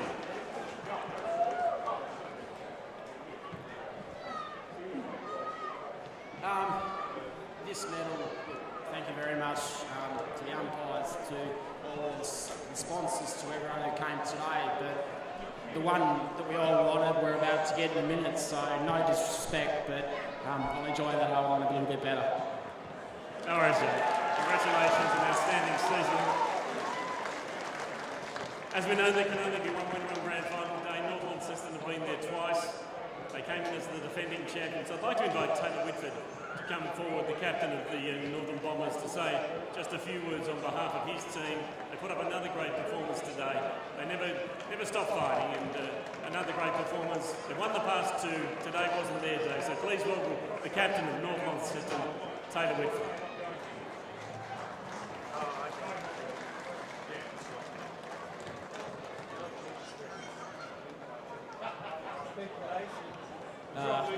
Congratulations, Glenorchy.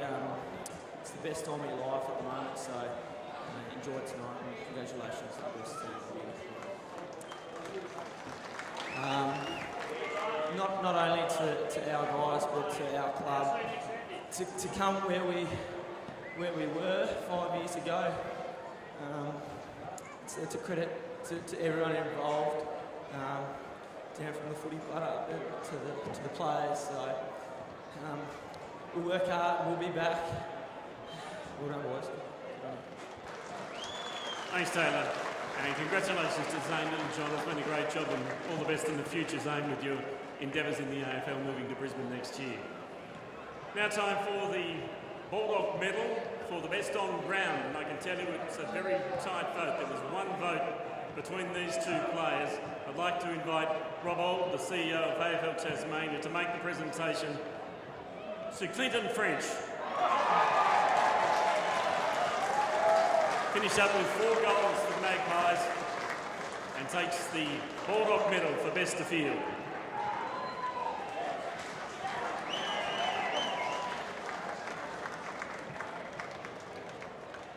Now the Kazadi medal, Stephen Kazadi Park is here to present that. This is to the coach of the Premier team, Aaron Cornelius. So, Stephen, if you can come forward and present the Kazadi medal to Ace Cornelius.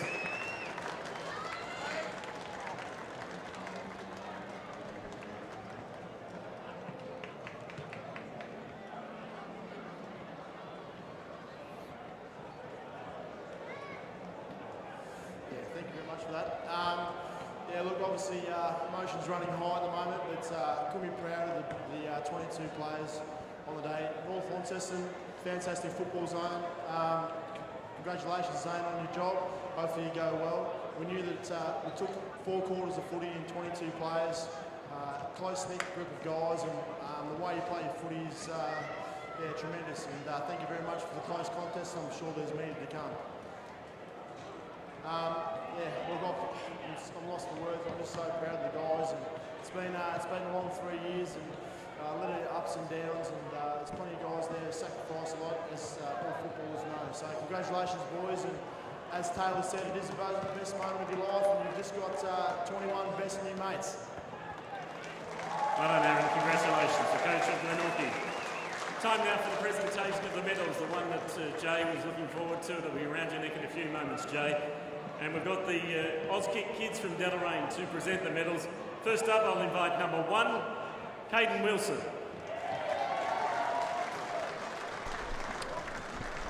Okay, guys, we'll keep going in a moment with the presentation of the medals for the live stream, but City Park Radio, we've got another program coming up, Reeling in the Years, coming up in just a few minutes' time. So we'll say our goodbyes from City Park Radio.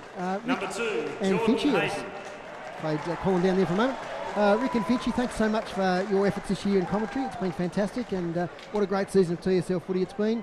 It's been a pleasure working with you guys, and hopefully it can happen a lot more in the future. Let's hope so, Dave. Well done to you too. It's been a great day. Best team all year in Tassie. Fittingly crowned premiers. Absolutely. Finchie, they were dominant today, weren't they, in that second half? Yeah, look, they were dominant, and I think I've said it before, probably repeating myself, but the best team for the year, and then they got the premiership at the end, and they'll enjoy this and bounce back probably next year and look to do what North did and win back to back. Lots of other thank yous. Thank you to Matthew McGee, who's been part of the team all year. He's listening at the moment in Anaheim in California, so thanks, Macca. Thanks to our stats guys today, David Gruber and Stewie Reid, and thanks to our banner riders, Booney, Craig Boone, and also Warney, Adam Child. Great job down there, as they've done all season. So we'll farewell here from now from Aurora Stadium. For our radio listeners, the final score today was Glenorchy 9-6-60, defeating North Launceston 5-10-40. Before I go, also thank you to Chris back in the studio for his work throughout all the sports broadcast this year. It's been fantastic working with him, and I think we've done a great job bringing local sport to the community here in northern Tasmania. So bye for now from Aurora Stadium, Glenorchy Premiers for 2016.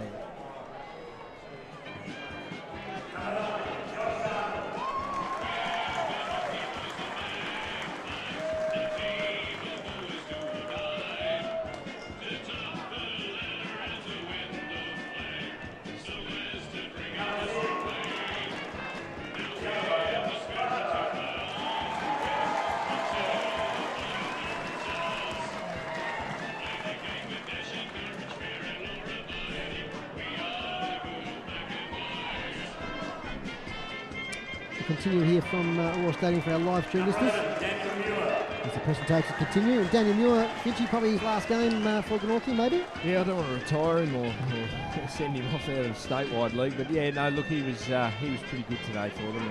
Apart from his brain snap when he tried to kick that snap, could have cost them. But no, look, he's been a great focal point for him up forward, and yeah, he'll thoroughly enjoy it tonight. Daniel Joseph receiving his medal. He's a solid backman. Played in the losing grand final team last year, and he's got his premiership this year. James Webb, young player. Great experience for him. And that's the thing, Dave. They've got some good young players coming through, haven't they? Like I know that with the Mariners last year, they've got a lot of guys coming through from years before. And there's one there, Liam Smith, who he was fantastic today. I just thought some of his pressure and the way he runs at the footy, he's a nice, strong body, and he was one of them. He was one of the guys that's come through that Mariners program, and he's the future of Glenorchy if they can keep him there. Here's his second medal of the afternoon. He was outstanding today, wasn't he? Clinton French, just magnificent with his little one there heading up on the stage. The Darryl Baldock medalist, Clinton French. Yeah, I thought, look, he finished off with 4 goals and did a fantastic job, and he's earned the medal.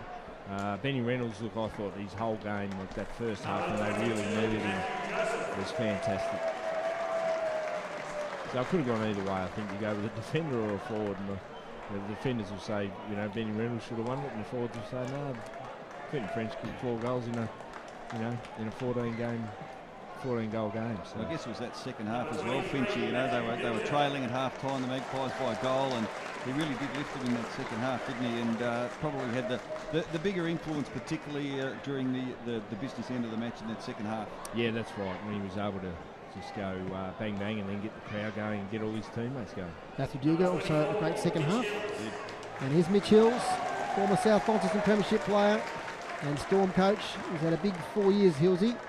And he just wanted to enjoy his footy this year without the pressure of coaching, and he's certainly done that, and he's been a great contributor to Glenorchy Footy Club. Can't get over his big head there down there. Well, we've got to be bigger after today. No, he's been a fantastic player, and that could be his last game. So, fantastic effort. And Camrick, another good player, contributor. He played well last week too in that win against Burnie. A number of goals. And that's they were talking about those guys. We didn't see them in the first half, did we? And then what Hillsy said, they all stepped up in that second half and started becoming really important part of this premiership. It's an incredible stat too. I mean, we got the premiers here who didn't score a single thing in the second quarter as well. I mean, they're scoreless. Yeah, you don't see that very often. No, that's a trivia question, isn't it? When was the last time a team won a premiership without scoring in a quarter? Yeah, well, I can't imagine it would have happened before. I'll have to look at that one. Unless it was a 10-goal That's breeze. That's your homework, Rick, for the week. I love my stats. Cam Duffy looks sore, doesn't he? He looks like he's done a few rounds today. You would be Bruiser, to run up against Bruiser. And there's the Alice Lynch medalist, Jay Bowden. Great game today. 12 kicks, 4 handballs, 7 marks. Kicked an early goal, the first goal to go. Now Mitch Rainbird, the return of the team this year, the boy from New Norfolk. What's he wearing now? He's got black. No, he's taking the boots off. He's gone through 3 pairs of boots today, from yellow to blue to white. Yeah, I don't know the story behind that. The only thing I could think is he had a pair of screw-ins and it was a little bit soft underfoot and he's changed, but then he's gone and changed into another pair, so I threw that out the window. Here's Timmy Butterworth. He doesn't get a whole heap of possessions, but whenever he gets it, he uses it well. And part of that tight back line with Tommy Cleary and Benny Reynolds. He did a good job, didn't he? Now, I don't know what happened to Tommy Bennett, but he was a bit down today, Tommy. Yeah, a bit quiet. And here's the captain, Braden Webb. 6 kicks, 4 handballs and 3 marks today for Webb. And come back from injury. Just reward for the effort he's put in to get back into the team. And now as a premiership captain.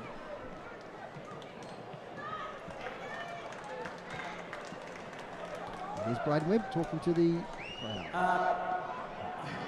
Firstly, I'd like to thank North Lonnie and Zane. You guys are always hard to beat, and we're very well enjoyed the team, and good luck in the future. Our boys, it's probably the best out of my life. Every one of you guys has put in the hard work this year, and I couldn't be any more proud. Thank you. That's the Glenorchy captain, Braden Webb.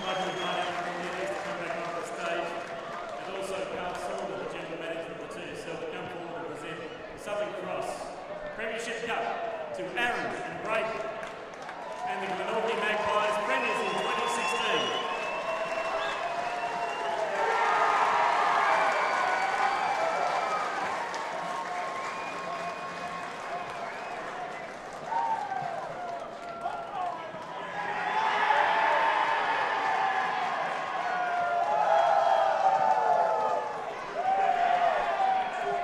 So there it is, Glenorchy are the premiers in the TSL for 2016. Up in the presentation dais there. 9-6-60, Glenorchy, North Launceston 5-10-40. Very happy Glenorchy team. And that's the end of the official proceedings. Glenorchy now will take the cup. And they do a lap of honour anymore, Rick? Does that still happen? Well, there's not many people to do a lap of honour for, is there? Yeah, they're all on the ground, I think. Oh, so you do it. You just do it anyway. They might head straight to the rooms and have a cold one, I reckon, Finchy.